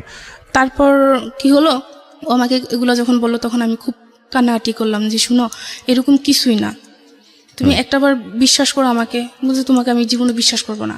এগুলো বলার পর কি হলো, আমার পরীক্ষা শেষ হয়ে গেল। পরীক্ষা শেষ হওয়ার পর ওই যে ওর সাথে আমার চলতেছে, কথাবার্তা চলতেছে, মাঝে মাঝে ঝগড়া হচ্ছে, আর ফ্যামিলিতে ওর ফ্যামিলিতে খুব রাগ ভিড় করতেছে যে এরকম একটা মেয়ে আমার জন্য আনছেন, এত কালো মেয়ে, আমি সমাজে যেতে পারবো না, এই না সেটা খুব তাদেরকেও প্রেশারে রাখতো, আমাকেও রাখতো, ঝগড়া আমার সাথেও করতো, তাদের সাথেও করতো। জি, এরকম করতে করতে পরে আমার পরীক্ষা শেষ হওয়ার পর এখন অনুষ্ঠান হবে, তো বললো যে আর কয়দিন পরে যাই।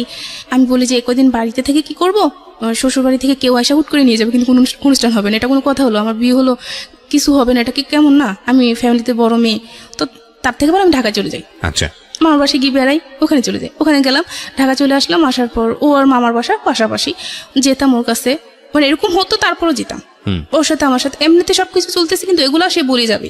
আচ্ছা, বিভিন্ন কলেজের নাম ধরে বলতো যে এইসব মেয়েরা যে খারাপ তুমি জানো? না, আমি কিভাবে জানো? বলতো, মানে ও বিভিন্ন বিকৃত ভাবে কথা বলতো। তো আমি বলতেছি তুমি এগুলো কি বলো, আমি তো এগুলো জানি না। বলছে হ্যাঁ, তুমি ঢং করো না, তুমি এগুলো সবই জানো, তুমি ঢং করো না, তুমি এগুলো সবই জানো। তো বলার পর আমি মানে কি করবো বুঝতে পারতেছি না, এগুলো নিয়ে প্রতিনিয়ত সমস্যা হচ্ছে, কাউকে বলতেও পারতেছি না। তো সে আমার একটা শারীরিক একটা দিক বলে বললো তোমার এটা এরকম এরকম, কিন্তু একটা মানুষের এরকম না। তাই আমি বললো হ্যাঁ, এগুলা কি চলতেছে, আমি তো জানি আমি কিরকম। মানে এই বিষয়গুলো নিয়ে আপনি কোনো কথাই বলতেন না? হ্যাঁ, কাউকে কিছু বলতাম না। তো আমি বলার পর যখন ঢাকায় আসলাম, ঢাকায় আসার পর আমি আমার ছোট আন্টির বাসায় গেলাম। ছোট আন্টির বাসায় যাওয়ার পর আমি ছোট আন্টির কাছে শেয়ার করলাম জিনিসটা, যে আন্টি ও তো এরকম এরকম করতেছে, আমি কি করব? আন্টি আপনি কি দেখবেন আমাকে? মানে উপায় না পেয়ে তখন আন্টিকে বললাম আপনি আমাকে দেখবেন আমাকে, যে আমার আসলে প্রবলেম কি, আসলে মেয়েদের কি এরকম কিনা। ইটস ভেরি ডিফিকাল্ট একটা সিচুয়েশন প্রত্যেকটা মেয়ের জীবনে। এগুলো নিয়ে মানুষের মধ্যে কথা বলাটাও খুব ডিফিকাল্ট। এবং খুব ভয়ঙ্কর রকমের মানে সাংসারিক অবস্থা দাঁড়ায় এই সিচুয়েশনগুলোর ক্ষেত্রে। যাই হোক, এই মেয়েটির ক্ষেত্রে কি হয়েছে আমরা জানি না, তারপরে কি হলো? তখন আন্টিকে আমি সবকিছু খুলে দেখালাম, যে আন্টি দেখেন যে আমি আসলে ভালো কিনা, আমি আসলে সত্যি ভালো মেয়ে কিনা, আন্টি আমার সাথে তো এরকম কিছু হয়নি। তখন আন্টি বললো যে না, তুই সম্পূর্ণ ভালো। তাকে হয়তো বা কেউ ভুল বুঝাইছে, সে হয়তো বা কারো কাছ থেকে ভুল কিছু শুনছে। লেখাপড়া করা সে কিন্তু লেখাপড়া করতো না, আচ্ছা, করেনি। সে ক্লাস না, অনেক লেখাপড়া করা, অনেক পাশ করা ছেলের মধ্যে এই ধরনের 5 পর্যন্ত পড়াশোনা করছে। এখন এরকম হওয়ার পর আমি তখন অনুষ্ঠান দিন নির্ধারিত করা হলো যে অনুষ্ঠান ঈদের পর অনুষ্ঠান করবে। তারপর অনুষ্ঠান হলো, অনুষ্ঠান হওয়ার পর ওদের বাড়িতে আমাকে নেওয়া হলো। নেওয়ার পর তো গিয়ে ওখানে গিয়ে তো প্রতিদিন আপনাকে চার্জ করতে এরকম যে তোমার কার সাথে সম্পর্ক ছিল আমাকে বলো? হ্যাঁ, মাঝে মধ্যে এরকম করতো। আচ্ছা, কয়েকদিন পর পর, কয়েকদিন ভালো থাকতো, কয়েকদিন পর পর এগুলো নিয়ে ঝগড়া হতো। তো অনুষ্ঠান করে ওদের বাড়িতে নেওয়া হলো। ওদের বাড়িতে নেওয়ার পর তো ওদের বাড়িতে গিয়ে তো মানে আমি তো পুরা, আপনি উল্টো তাকে জিজ্ঞেস করতেন না যে তুমি? হ্যাঁ, একদিন বলছিলাম যে তুমি যে আমাকে জিজ্ঞেস করছো, তার মানে তো তুমিও নিশ্চয়ই এরকম। হ্যাঁ, একদিন আমি বলেছিলাম এটা, যে তুমি যে আমার এরকম করতেছো, যে ভালো হয় সে ভালো মানুষকে বিশ্বাস, খারাপ মানুষকে বলে যে সে ভালো, যে ভালো সে সবাইকে ভালো মনে করে, এটাই স্বাভাবিক। খারাপ হয় সে সবাইকে খারাপ। তারপর কি হলো? বলে যে না, আমি এরকম কিছু না, তুই খারাপ। এটা সে বললো। আচ্ছা, এই ধরনের কনফিউশন থাকলে আমি যেটা বলি যে সবাই একটু পড়াশোনা করেন। এগুলো জীবনের খুবই গোপনীয় বিষয়, কিন্তু খুব গুরুত্বপূর্ণ বিষয়। এগুলো নিয়ে সবাই একটু নিজে থেকেই পড়াশোনা করেন। আর দ্বিতীয়ত হচ্ছে যে এগুলোর ব্যাপারে সবচেয়ে ভালো এক্সপার্ট হচ্ছেন একজন doctor. So if you have any confusion in your personal life, then go to a doctor. ডক্টরের সাথে গিয়ে বিষয়টা নিয়ে কথা বলেন। এবং আমার মনে হয় যে বৈবাহিক জীবনে যদি এটা অ্যারেঞ্জ ম্যারেজ হয়ে থাকে, হ্যাঁ, তাহলে যেদিন থেকে বিয়ে করছেন সেদিন থেকেই আপনার জীবনটা শুরু হচ্ছে। তার আগে কে কি করেছে না করেছে সেগুলো নিয়ে টানা হ্যাচড়ার হিসাব যদি আপনার করতে হয়, তাহলে সেটা বিয়ের আগে আপনি করেন। বিয়ের পরে গিয়ে আপনি হিসাবগুলো নিয়ে কেন টানা হ্যাচড়া করবেন? নিজের জীবনটাই মানে অসুন্দর হয়ে যায়, নিজের জীবনটা অনেক বেশি কঠিনের মধ্যে পড়ে যায়। বলেন তারপর হলো কি, ওদের বাড়িতে গিয়ে আমার মানে ওদের চাল চলন, আচার আচরণ, মানে আমার কিছু ভালো লাগতেছে না। এরকম মানে একটা অজপাড়া গায়, মানে যে আগের সেই অনেক আগের যেই নিয়ম কানুন সেরকম আর কি, কেমন গালাগালি, কেমন চিৎকার চেঁচামেচি, মানে এরকম অসহ্যকর ব্যাপারটা, অসহ্যকর লাগতো। আমার ভালো লাগতো না ওদের ওখানে থাকতে, আমার কোনোভাবে ভালো লাগতো না। তারপর মানিয়ে নেওয়ার চেষ্টা করতাম। শ্বশুর শাশুড়ি দেবর ননদ সবাই ছিল, তাদের সাথে কোনো প্রবলেম হতো না। ওই মাঝে মধ্যে আর কি কথা শুনতে হইতো যে কালো। ওনারা ভাবতো যে ওনাদেরকে মানে কিছু করে তারপর আমাকে বিয়ে দেওয়া হয়েছে। ওনারা এইসব চিন্তা করতো আর কি। তো আরেকটা ছিল কি, আমার যখন মানে বিয়ের অনুষ্ঠানটা হয়েছিল তখন আমার ভাবি ওখানে ছিল না, অনুষ্ঠানের সময় ছিল না। এই কারণে আর কি আরো বেশি কথা শুনতে হইতো যে কেমন ফ্যামিলি, এই সেই বড় বউ ছিল না, এটা নিয়ে মানে ভালো না, ননদ বলতে একভাবে, শাশুড়ি বলতে একভাবে, যে যা ভাবে যেভাবে পারতো বলতো, আমি শুনে যেতাম, জাস্ট শুনে যেতাম, ওকে কিছু বলতাম না। ওকে বলবো কি, ও একদিন বলে দিছে যে ওর বাড়ি থানার পর যে আমার মা, আমার বোন, আমার ভাই খুশি, তুমিও খুশি, মানে ওরা খুশি তো আমিও খুশি। ওরা ভালো থাকবে, তুমিও ভালো থাকবে, ওদের সাথে কোনো কিছু সিক্রেট করবে না কোনোদিন। তা আচ্ছা ঠিক আছে, ওনাদেরকে ভালো রাখাটাই আমার দরকার। মানে কেমন জানি আচরণ করতো, ননদ কি করতো সারাটা দিন ভালো, মানে ও চাইতো না আমার সাথে মিশতে, কিন্তু আমি চাইতাম মিশতে। আমি চাইতাম যে ভালো থাকি। ফ্যামিলিতে আমরা কয়েকটা মানুষ, সবাই যদি ভালোভাবে না থাকে তাহলে কিভাবে হয়, ভালোভাবে চলতে চাইতাম। কিন্তু মানে ও কি এরকম জানি একটা আচরণ করতো আমার সাথে। তার কারণ পরে জানতে পারলাম যে ও আমার হাজবেন্ড ওদের সাথে রাত ভিপ করতো, যে এরকম একটা মেয়ে আমাকে দিলেন, এত এরকম মানে এরকম ভাবতো। তো ওদের বাড়িতে গিয়ে দেখা গেল কি, আমরা কখনো পুকুরে গোসল করিনি, কখনো পুকুরে গোসল করিনি। তো ওদের ওখানে গিয়ে গোসল করতো, তো খোলামেলা জায়গায় গোসল করা হতো। মানে এটা আমি নিতে পারতাম না, এটা মানে কিভাবে সম্ভব, এগুলো পারি না। বা বাড়িতে বাথরুম বাসায় আছে, ঘরের কাছে আছে, কিন্তু ওদের অনেকটা দূরে যেতে হতো, মানে এগুলো আমি পারতেছি না, এগুলো মানায় নিতে আমার খুব কষ্ট হচ্ছে, খুব কান্নাকাটি করতাম আমি, কিন্তু কাউকে কিছু বলতাম না যে আমি কেন কাঁদি। আমাদের বাড়িতে আসলে যখন চলে আসতাম তখন মানে চিৎকার করে কাঁদতাম না, শুধু চোখের পানি ফেলতাম, আর আইসা মানে রুমের ভিতর বসে বসে কান্না করতাম যে মানে কি হচ্ছে এটা। তো এরকম হওয়ার পর চলতে থাকার পর আমার একটা প্রবলেম ছিল, সেটা হচ্ছে যে মানে মেনস্ট্রুয়েশনের সমস্যা ছিল আর কি, ঠিক মতন আর হতো না। তো এই জন্য আমি একটা ডাক্তারের কাছে গেলাম। মোটামুটি তখন এই যে আমার হাজব্যান্ড এরকম করতেছে, তাই আমি মোটামুটি একটু চিন্তা করতাম, এরকম করতে করতে মোটামুটি আমি অসুস্থ হয়ে যাচ্ছি। তো আমার যে ওই সমস্যাটা ছিল, তো এই জন্য আমি একটা ডাক্তারের কাছে গেলাম, আমাদের ওখানে ডাক্তারের কাছে গেলাম। আর যাওয়ার পর তখন আর ওই জিনিসটা মনে পড়লো যে আমার হাজবেন্ড যে এটা বলো আমাকে, আমি ডাক্তারের কাছে কিছু বলবো, মহিলা না পুরুষ ডাক্তারই। আচ্ছা। তখন আমি মানে মানে কিভাবে বলবো আমি একটা মেয়ে কিভাবে বলবো, মানে অনেক সংকোচ করে তারপর বললাম যে না আমাকে বলতে হবে, আমার হাজবেন্ডের কে নিয়ে চলতে হবে আমাকে। এর মধ্যে কিন্তু ওকে আমি অনেক ভালোবেসে ফেলছি, আমার হাজবেন্ডকে অনেক ভালোবেসে ফেলছি। তো আমি কি করলাম, ডাক্তারকে বললাম আর কি। তো ডাক্তার বুঝতে পারেনি, তখন আমি একটা কাগজে কলমে এঁকে তাকে দেখালাম যে এরকম এরকম কিনা। তো তখন উনি বললো যে এটা কি বলো, এটা তো সবারই এরকমই হয়, আর আমার ওয়াইফ আমি আমি আমি বিয়ে করছি, আমার ওয়াইফের তো একই অবস্থা, এটা তুমি কি বলো, মানে শরীরের অন্য দিক দিক মানুষ ছোট বড় এরকম থাকে, এটা নিয়ে তো এরকম করার কিছু আসে যায় না। তখন উনি বললো যে তুমি কিসে পড়ো বা পড়াশোনা করছো কিনা। তখন আমি বললাম যে হ্যাঁ আমি ইন্টার কমপ্লিট করছি, এখন ডিগ্রিতে অ্যাডমিশন নিবো, এরকম চিন্তাধারা আছে। ওর কিন্তু পড়ানোর ইচ্ছা ছিল আমার হাজবেন্ডের, যে তোমাকে আমি পড়াবো। আমাকে জিজ্ঞাসা করছে তুমি পড়বা কিনা, হ্যাঁ আমি পড়বো। তখন কি হলো, ও আমাকে পড়াবে, এখন ভর্তি হতে হবে। যে কোনো জায়গায় তো আমি কোচিং টুচিং করলাম না, কোনো জায়গায় পরীক্ষা দিতে পারবো না, তো আমি যে কলেজে পড়াশোনা করছি ওখানে আমি ডিগ্রিতে ভর্তি হয়ে যাই, ওইটা ভালো হবে। তো আমার চিন্তা ছিল ওখানে আমি পড়াশোনা করবো। এখন আমার হাজবেন্ডকে আমি ওই যে আমার যে বিয়ের আগে যে ফ্রেন্ডটা ছিল, বললাম যে ওর সাথে আমি কথা বলছি, ভাইয়া বললো যে কথা বলিস, ওকে ও বললো কি তোমার কোনো ছেলে বন্ধু আছে কিনা কলেজের মধ্যে, মানুষ অনেক কিছু থাকে। হ্যাঁ আমার একটা ফ্রেন্ড আছে, সে আমার ক্লাসমেট হলো আছে, ভাই হলো আছে, ফ্রেন্ড হলো আছে, খুব ভালো ছিল, খুব ভালো। ওকে পরিচয় করে দিল। তো পরিচয় ও আবার বললো যে নিপাত তো মানে ঢাকাতে বা কুমিল্লাতে এইসব কোনো জায়গা ভালো জায়গা পড়াশোনা করার ইচ্ছা আছে, ওকে ভর্তি করেন, ওখানে ভর্তি করেন, আমরাও পড়াশোনা করবো। ওইটা শোনার পর আমার হাজবেন্ডের মাথায় কাজ করতেছে, কেন ওই ছেলেটা বললো, সম্পর্ক। এটা বলার পর যখন আমার হাজবেন্ড কি করলো, সরাসরি আমার বড় মামির কাছে ফোন দিল আমাকে পড়াশোনার ব্যাপারে, যে বড় মামি ওকে কি করব, ওকে তো তাহলে একটা কাজ করে ওকে কুমিল্লাতে ভর্তি করে দেই, আমার বড় মামিকে বলতেছে। তখন বড় মামি খুব রেগে গেল যে কেন কুমিল্লাতে ভর্তি করাবো তুমি ওকে, হয় ঢাকাতে ভর্তি করাবা, নয় যে কলেজে লেখাপড়া করছে ওখানে ভর্তি করাবা, তুমি কেন কুমিল্লাতে ভর্তি করাবা, এখনকার যুগ তো ভালো না, তুমি থাকবা ঢাকাতে, তোমার ফ্যামিলি থাকবে এক জায়গায়, ওর ফ্যামিলি থাকবে এক জায়গায়, ও থাকবে কুমিল্লাতে, এটা তো হয় না। ও যে অন্য কারোর সাথে চলে যাবে না এটা তো কোনো কথা না, কারণ যেহেতু তুমি পড়াশোনা করো না, সে পড়াশোনা করতেছে, তখন ওর মাথায় অন্য কিছু কাজ করবে। আমার বড় মামি এটা বলতেছে, ওকে তুমি তোমার কাছে রাখো, আর নয়তো তুমি গ্রামে পড়া, যে কোনো একটা করো, ওকে এভাবে দেওয়া ঠিক হবে না। মামির দিক থেকে এটা বললো, তো আমিও চিন্তা করলাম যে হ্যাঁ এটাই ঠিক। তো আমি বললাম যে আচ্ছা আমি যে কলেজে পড়াশোনা করছি ওখানে ভর্তি হয়ে যাই, তো ওখানে ভর্তি করাবা না, ওদের ওখানে একটা কলেজে আমাকে মানে চাপ করতেছে, ওখানে ভর্তি হয়ে যাও।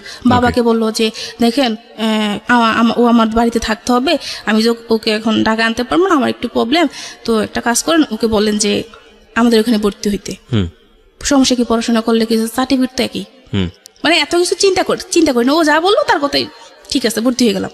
ওখানে ভর্তি হয়ে গেলাম, ডিগ্রিটা অ্যাডমিশন নেওয়ার পর অতটুকু ভর্তি হওয়ার ডেট আমার যতটুকু ছিল তার আগে আমাকে ভর্তি করে দিয়েছে, যাতে আমি অন্য কোথাও ভর্তি না হতে পারি, মন মানসিকতা আমাদের চেঞ্জ না হয়, ওদের বাড়িতে আনার কিছুদিন পর আমাকে ভর্তি করা হয়। পড়াশোনা যখন আমি ভর্তি হয়ে গেলাম তখন ওই ইয়েকে বললাম, আমি ওই ডাক্তারকে আমি তখন বলতেছি, ডাক্তার বলো যে তুমি কিসে পড়ো, তখন এখান থেকে আমি ইন্টারমিডিয়েট কমপ্লিট করে আমি ওখানে ভর্তি হলাম। তো বলো তুমি তোমার হাজবেন্ড কতটুকু পড়াশোনা করছে, তা আমি আসলে বলতে পারবো না, আমি আদৌ বলতে পারবো না সে কিসে পর্যন্ত পড়াশোনা করছে, একবার শুনি 10, একবার শুনি 5, একবার শুনি 8, এরকমই শুনে আসলাম। এটা আপনাকে কি জিজ্ঞেস করছে? জানি না, এটা আমাকে ওই ডাক্তারটা জিজ্ঞাসা করতেছে। কোন ডাক্তার? যে ডাক্তারের কাছে আমি গেলাম, আমি অসুস্থ হয়ে গেলাম, ওই যে আমার পিরিয়ডের সমস্যা ছিল, ওই ডাক্তারের কাছে গেলাম। তো তখন আমি ডাক্তারকে বললাম যে এরকম কোনো সমস্যা হয় কিনা, তো ডাক্তার তো আমাকে বলল যে আপনাকে জিজ্ঞেস করেছে আমার হাজবেন্ড কিসে পড়ে, বলতে আসলে একটা কথা বললে ভালো হয়, এরকম মানে মন মানসিকতা মানুষের সাথে না থাকাটাই বেটার, এরকম চিন্তাধারা। আমি তো জানি এরকম কিছুই না, আমি ওদের বাড়িতে আসি বা আমাদের বাড়িতে থাকি, এরকম ভাবে চলতে থাকার পর 2013 সালের লাস্টের দিকে কি হলো, আমার নাক গলা প্রচুর ঠান্ডা লাগে থাকতো সবসময়, মানে গরম কি শীতকে প্রচুর ঠান্ডা লাগতো। পরে ডাক্তারের কাছে নেওয়ার পর জানতে পারলাম যে আমার মানে টনসিলের সমস্যা, আমার অপারেশন করতে হবে। এটা জানার পর আমার একটু মানে ভয় পাইতেছে, অপারেশন করতে হবে, এটা নিয়ে আমি খুব একটু কান্নাকাটি করলাম। ও তখন বুঝালো, মানে ও কিন্তু এখন আমাকে সাপোর্ট করতেছে, সম্পর্ক কিন্তু ভালোই মানে চলতেছে, কিন্তু ওইগুলো কথাগুলো কিন্তু চলতেছে, কিন্তু সম্পর্ক ভালো চলতেছে। আমাদের এলাকাতে মানে সবাই বলতো যে নিপার হাজবেন্ড খুব ভালো, এরকম ছেলেই হয় না। অনেকে বলতো যে এরকম একটা মানে ছেলে পাইলে আর মেয়েকে বিয়ে দিতে আর ইয়ে করবো না, দ্বিধা করবো না। অনেক আয়সা বলতো আমার সামনাসামনি, তো তখন আমি হাসতাম মনে মনে যে আমি জানি জিনিসটা মানে মানুষটা কিরকম সেটা আমি ভালো করে জানি। এটা তো আর কাউকে বলতে পারবো না, নিজের হাজবেন্ডের সম্পর্কে তো মানুষকে আর বলা যায় না, যেহেতু আমি তার সাথে সারাটা জীবন থাকবো। তো যখন আমার নাক গলার সমস্যাটা হয়েছিল, হওয়ার পর এখন অপারেশন করাতে হবে, তো বললো যে হ্যাঁ অপারেশন ওকে করে ফেলবো। ও অপারেশন জন্য সবকিছু ও নিজে অ্যারেঞ্জ করলো, আমার ফ্যামিলি থেকে কিছু মানে কিছু নেয়নি। যখন যেদিন অপারেশন করতে নিল আমাকে কুমিল্লাতে, মানে আমি দেখলাম যে আমার মা ছিল, আমার ননদ ছিল, ও ছিল, আমার সবার থেকে ও বেশি মানে উইক হয়ে গেল। এত খুব সুন্দরভাবে আমাকে বুঝাচ্ছে, মানে খুব ভালোবাসা দিয়ে, যেমনই তুমি ভয় পেও না, হ্যাঁ আমি থাকবো, আমরা অপারেশনের পর আমরা এই জায়গায় সেই জায়গায় ঘুরতে যাবো, খুব মানে ভালোবাসা দিচ্ছে আমাকে, বুঝাচ্ছে। মানে ওই জিনিসটা তার প্রতি আমাকে মানে খুব বেশি দুর্বল করে ফেলে, যে একটা সময় এরকম করে কিন্তু পরে সে আমাকে ভালোবাসা দিচ্ছে। তো দেওয়ার পর কি হলো, আমার অপারেশন করা হলো। অপারেশন করার পর মোটামুটি ভালো চলতেছে। চলার পর 14 সাল চলতেছে। একদিন আমাকে ফোন দিল ঢাকা আসার জন্য। ও বাড়িতে যেত না ঠিক মতো, বাড়িতে যেতে বলতে বছরে 3 বার যেত, গ্রামের বাড়িতে বছরে 3 বার যেত, আমাকে আনতো মাঝে মাঝে। তো একদিন ফোন দিল যে তুমি আসো, বাড়িতে আসো, ওই ঢাকায় আসো, আসলে বাড়িতে গেলে তো আমার অনেক খরচ, তুমি আসলে আমরা দুজন ভালোভাবে সময়টা কাটাতে পারবো, এটা ভালো হবে না? তুমি সে হ্যাঁ এটা তো ভালো হবে। এটা বলার পর আমি আসলাম, ঢাকায় আসলাম। ঢাকায় আসার পর বললো যে আমাদের বিয়ে তখন 3-4 বছর হয়ে গেল। তো বললো যে চলো আমরা ইয়ে করি, কোনো বেবি হচ্ছে না তখন। তো আমি বললো যে চলো আমরা নামাজ পড়তে যাবো, হাইকোর্ট মাজারে নামাজ পড়তে যাবো। আচ্ছা। তো আমি বললাম যে হ্যাঁ এটা তো খুব ভালো কথা, আসো যাই। তো দুজন মিলে নামাজ পড়লাম, নামাজ পড়ে আসলাম। তো ও আমাকে বললো যে তুমি কিছু চাইও আল্লাহর কাছে, আমি কিছু চাইবো আল্লাহর কাছে। তো আমাকে বললো যে আমি বলবো না, কিন্তু তুমি বলতে হবে তুমি কি চাইছো আল্লাহর কাছে। তো এটা বলার পর আমি কি করলাম, যাক আসলাম, নামাজ পড়ে আসলাম। আসার পর এখন বাহিরে বসে একটা ফুচকা দোকানে বসলাম। বসার পর বললো যে তুমি কি চাইছো আল্লাহর কাছে। আমি বললাম যে বলবো, বলে কি, আমি একটা বেবি চাইছি আল্লাহর কাছে, যে আমার একটা বেবির দরকার, অনেকদিন তো হয়ে গেলো বিয়ে হলো, এখন আমার একটা বেবির দরকার। তো আর কিছু চাইতে পারলো না, তুমি বেবি চাইতে গেলা। তুমি চাইতে আমার যাতে ভালোভাবে ইনকাম করতে পারি, আমার টাকা পয়সা হোক, তারপরে তোমার বেবি। তোর মানে বেবি এখন নিতে পারবো না, আমার পক্ষে সম্ভব না এখন বেবি নেওয়া। বললো কি বললো এটা?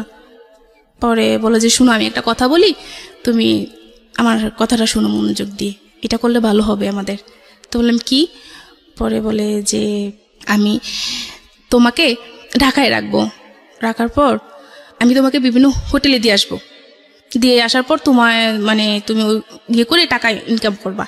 কি বলেন এসব? মানে হঠাৎ করে এক লোকে আপনাকে এই ধরনের কথাবার্তা বলবে? এটা বলতেছে যে এরকম মানে ইনকাম করব, তারপর আমাদের অবস্থা ভালো হবে, ভালো হলে তারপর আমরা যে বেবি হচ্ছে না ডাক্তার দেখালে বেবি হয়ে যাবে। এটা বিশ্বাস করার মতো কথা না, কিন্তু ঠিক এটাই করছে আমার সাথে। তো আমি বললাম যে কি বলো এটা? পরে বলে যে হ্যাঁ কিছু হবে না, এটা শুধু তোমার আর আমার মাঝে থাকবে। আসো আমরা যে নামাজ পড়ে আমরা ইয়ে করবো যে আমরা কখনোই এই কথাগুলো আমাদের মাঝে থাকবে, যখন একটা সময় আমাদের সবকিছু হয়ে যাবে তখন আর হবে না, মানে এগুলো বন্ধ করে দেবো, তখন আমরা ভালোভাবে চলতে পারবো। টাকা পয়সা যখন হয়ে যাবে আমি ভালো একটা বিজনেস করবো। ইলেকট্রনিক্সের কাজ করতো, ভালো ইলেকট্রনিক্সের। ওকে পয়সা কড়ির অভাব ছিল? বিয়ে হওয়ার পর আস্তে আস্তে আর কি, প্রথম যখন জানলাম টাকা পয়সা ভালো ছিল, কিন্তু পরে বুঝতে পারলাম যে ওর টাকা পয়সা আসলে তেমন নাই। আচ্ছা, তখন পড়াশোনার খরচ কে দিত? পড়াশোনার খরচ বলতে ভর্তি হওয়ার পর তার পড়াশোনা করতে পারিনি। ওই কলেজে 2-3 বার। জামাইয়ের সঙ্গে থাকতেন না ওই সময়টা? না, আমি ওদের বাড়িতে থাকতাম, আমাদের বাড়িতে থাকতাম, ঢাকায় থাকতাম না। তো যখন ও এটা বললো, আমি বললাম যে কি বলো এটা কিভাবে সম্ভব? আল্লাহ, তুমি নামাজ পড়ে আয়সা এখন এটা বলতেছো? পরে বলে যে আরে কি হয়েছে, সমস্যা নাই, তোমার আর আমার মাঝে তো থাকবে এটা, তোমার আর আমার মাঝে থাকবো। আমি না, আমি এটা পারবো না। তো বাসায় গেলাম, বাসায় গিয়ে আসতে এই কথাটাই বললো যে আমি নিয়ে আসবো, তো ইয়ে করো। না, আমি এটা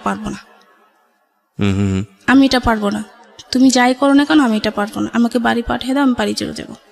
ওকে, আল্লাহর ভয় করো, আমরা মূল্যে কি করব, এটা তুমি কি ধরনের কথা বলো? এটা বলে অনেকবার বোঝানোর পর তো বলো যে আচ্ছা ঠিক আছে, ওখানে ঠিক আছে। পরের দিন আমি বাড়িতে চলে গেলাম, কাউকে কিছু বললাম না এটা নিয়ে। বাড়িতে চলে গেলাম। বাড়িতে চলে যাওয়ার পর কি হলো, একদিন আমি ঘরে শুয়েছি, গোসল করে এসে শুয়েছি। তো আমার ছোট দেবর কোথায় থেকে যেন আসলো, আয়সা মানে হঠাৎ করে এসে আমার গালে একটা পিস করলো, করার পর আমি লাফ দিয়ে উঠলাম। লাফ দিয়ে উঠার পর বললাম যে তুমি এটা কি করলা, তুমি এটা কি করলা, এটা কি তোমার উচিত হয়েছে? আমি সবাইকে এখন বলে দেবো। তো বললো যে ভাবি কাউকে কিছু বললেন না। এখন মানে আমি চিন্তা করতেছি কি করবো, ওকে বলবো না আমার শাশুড়িকে বলবো। এর আগেও মানে ইয়ে করতো, আসতো বসতো কাছে বা জড়িয়ে ধরার চেষ্টা করতো, বলছে এগুলো করো না, এগুলো ভালো না, আমি মাকে বলবো, এরকম বলতাম। পর হঠাৎ করে তো ওই দিন সে আমার সাথে সেই কাজটা করলো। করার পর কি করলাম, আমি মানে কাউকে কিছু বললাম না আর, মানে ভাবতেছি কি করব। তো কাউকে কিছু না বলার পর আমি আমাদের বাড়িতে চলে আসলাম। এখন ও বলতেছে যে আমি ওদের বাড়িতে যেতে পার। যাওয়ার পর বললো যে আমি যাব না। কেন যাব না? যাব না, খুব ঝগড়া হচ্ছে এটা নিয়ে, যাব না। পরে বললাম যে কেন যাবো আমি তোমাদের বাড়িতে, তোমার ভাই এই কাজ করছে আমার সাথে, এখন আজকে সে এটা করলো, অন্যদিন যে সে অন্য কিছু করবে না সেটা কোনো মানে শিওর তুমি দিতে পারবা? এটা আমার বাবা শুনলো, আমার কাকা তখন এটা শুনলো। শোনার পর কি করলো, আমার কাকা তখন খুব রাগ করলো, ও যে আমি মেয়ে বিয়ে দিছি একজনের কাছে, আমার মেয়ের সাথে এরকম কেন হবে, আমি এখানে মেয়ে দিব না, এখানে যত কিছু হোক আমার প্রয়োজনে যা করা লাগে আমি আমার মেয়েকে নিয়ে আসবো, আমি এখানে মেয়ে দিব না। এটা বলার পর ও শুনলো এগুলা, বাবা যখন এগুলো বললো ও শুনে ফেললো, ফোনের অপর প্রান্তে ওগুলো শুনে ফেলার পর এখন ও বোঝালো যে থাক, যা হওয়ার হয়েছে তুমি বাড়ি চলে যাও, থাক এরকম করো না, মরি না, ভালোবাসা দিয়ে কথা বললো, ভুলে গেলাম ওদের বাড়িতে চলে গেলাম। এখন ওই যে বাবা এগুলো বললো, বাবাকে নিয়ে ওর চিন্তাধারা অন্যরকম হয়ে গেল। আচ্ছা, এখন আমাদের বাড়িতে আমাকে যেতে দিবে না। যখন বলতাম যে বাবার বাড়িতে যেতে, তখন যেতেন দিত না, কেন দিবা না, এই না সে না, এটা বলতাম, চলতে যাওয়া লাগবে না, এই না সে না, আবার যেতাম গেলে মানে ফোন দিত, যদি 1 মিনিট লেট হতো ফোন রিসিভ করার জন্য তখনই ধরতো, কার সাথে ছিলা, ফোন ধরলা না কেন, রাতে ফোন যদি দিত, যদি আমি ঘুমাই থাকতাম ধরতে দেরি হতো, তো মানে ডাইরেক্ট এগুলো বলতো যে কয়জনের সাথে ছিলা, এই সেই। তোর বাবা মা, যেহেতু বাবার বাড়িতে আসতে চাইতাম, তো বলতো তোর বাবা মা কি তোকে ব্যবসা করার জন্য কি তোকে নিয়ে আসছে কিনা। তারপর গালাগালি করতো, হ্যাঁ, খুব অকথ্য ভাষা গালিগালাজ করতো। আমি চাইতাম যে না, ওদের বাড়িতে থাকবো, আমি আমার বাবার বাড়িতে থাকবো, ওখানে থাকলে ভালো লাগে, ওখানে ভালো লাগে না। তখন কি হলো, তো ও সন্দেহ করতে শুরু করলো যে আমার বাবার সাথে, যে তোর বাবার সাথে তোর অবৈধ কোনো সম্পর্ক আছে। কি বললো, উনি আমার বাবা, মানে বাবা, বাবা কি তোর কাকা, তোর তো আপন বাবা না, ভেরি ভেরি ইনটলারেবল, তোর তো আপন বাবা না। তখন ভাইয়া মানে এটা শোনার পর যে আমি কোন পর্যায়ে ছিলাম আমি জানি না। আমার বাবা এরকম একটা মানুষ ছিলেন যে এত ভালো ছিলেন। আমার কি হয়েছিল, একবার কি হয়েছিল, মা ভাই বোন কেউ ছিল না বাসায়, শুধু আমি ছিলাম। আমি খুব অসুস্থ হয়ে গেছি, আমার পানির দরকার, বাবা পানি নিয়ে দরজার অপর প্রান্তে দাঁড়িয়ে আছে, আমার রুমে ঢুকে না যে আমি কোন অবস্থায় আছি। 10 মিনিট থাকার পর বাবা বললো কি মা পানি নিবি না, তখন আইসা আমি নিলাম। সেই বাবাকে নিয়ে সেই ধরনের কথা বললো। তখন আমি আমার পক্ষে আর পারতেছি না। তখন আমি আমার দাদুর কাছে বললাম যে দাদি এই হচ্ছে, এখন কি করব। দাদি তো খুব করতেছে, হায় রে আমার ছেলে শুনলে কি হবে, এটা আমার ছেলে এত কষ্ট করলো আমার নাতিদের নিয়ে, সেই ছেলেটা এখন জীবনের এই পর্যায়ে আইসা এরকম কথা শুনতে হচ্ছে।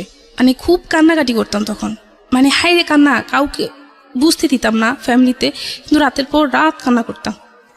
তো এরকম হওয়ার পর 2015 সালের দিকে আমার ছোট বোনের একটা প্রবলেম হয়েছিল, যে বিয়ে দেওয়া হয়েছে, বিয়ে দেওয়ার যাই হয়েছে সমস্যা, 2-3 দিন পর ওকে নিয়ে আসা হলো। নিয়ে আসার পর ওই যে সময়টা, যে তারপর সেকেন্ড আবার বিয়ে হওয়ার যে সময়টা 4-5 মাস, ওই সময়টা যে সে আমার সাথে কিভাবে আচরণ করতো ভাইয়া, মানে তা বলে বোঝাতে পারবো না। এত বাজে বিহেভ করতো, কিছু হলে বলতো তোকে আমি দিয়ে দেবো, তোকে আমি রাখবো না, তোকে আমি দিয়ে দেবো, এরকম আচরণ করতো, খুব বাজে বিহেভ করতো।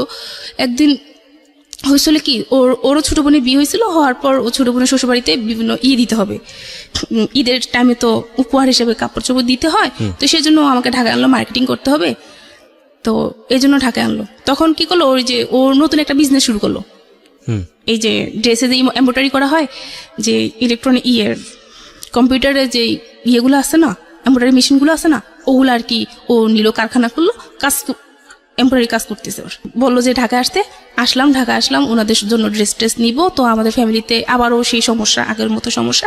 তো এখন আমার হাজব্যান্ড ওর বোনকে বলতেছে যে ভাই আমার শ্বশুরবাড়িতে কি কাকে দেওয়া যায়।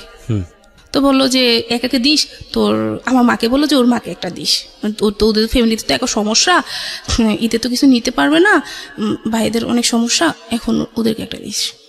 তো ফোন রাখার পর বললাম যে দিবা ঠিক আছে, একজনকে গিফট করবা সেটা ঠিক আছে, কিন্তু তুমি এটা মানে এইভাবে বলবা কেন যে নিতে পারবে না, তাহলে তো এটা করোনা করা হয়েছে, আমার মাকে দিতে হবে না, তোমাদের কিচ্ছু দিতে হবে না। এটা নিয়ে মানে ওর সাথে আমার মোটামুটি ঝগড়া শুরু হয়ে গেছে। ঝগড়া শুরু হয়ে যাওয়ার পর আমি একটা পর্যায়ে বললাম যে তুমি আমাকে এখন মার্কেটে নিবা না, মানে মার্কেটে যাওয়ার জন্য রেডি হচ্ছে, তুমি আমাকে এখন মার্কেটে নিবা না।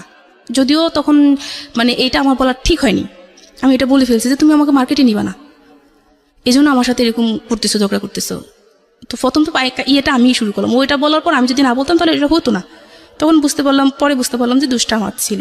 তো এরকম যখন ঝগড়া একটা পর্যায়ে ঝগড়া চলতেছে, আমি বললাম যে তুমি নিবা না। এটা বলার পর কি করলো, খুব রাগ হওয়ার পর একটা দিয়ে লাঠি দিয়ে আমাকে একটা পিটা দিল, মানে খুব জোরে একটা পিটা দিল। দেওয়ার পর আর কি ওই বাঁশের ইয়েটা ছিল, তো ছিল ওর হাতের ভিতরে ওই বাঁশের ইয়েটা ভেঙে ঢুকে গেছে।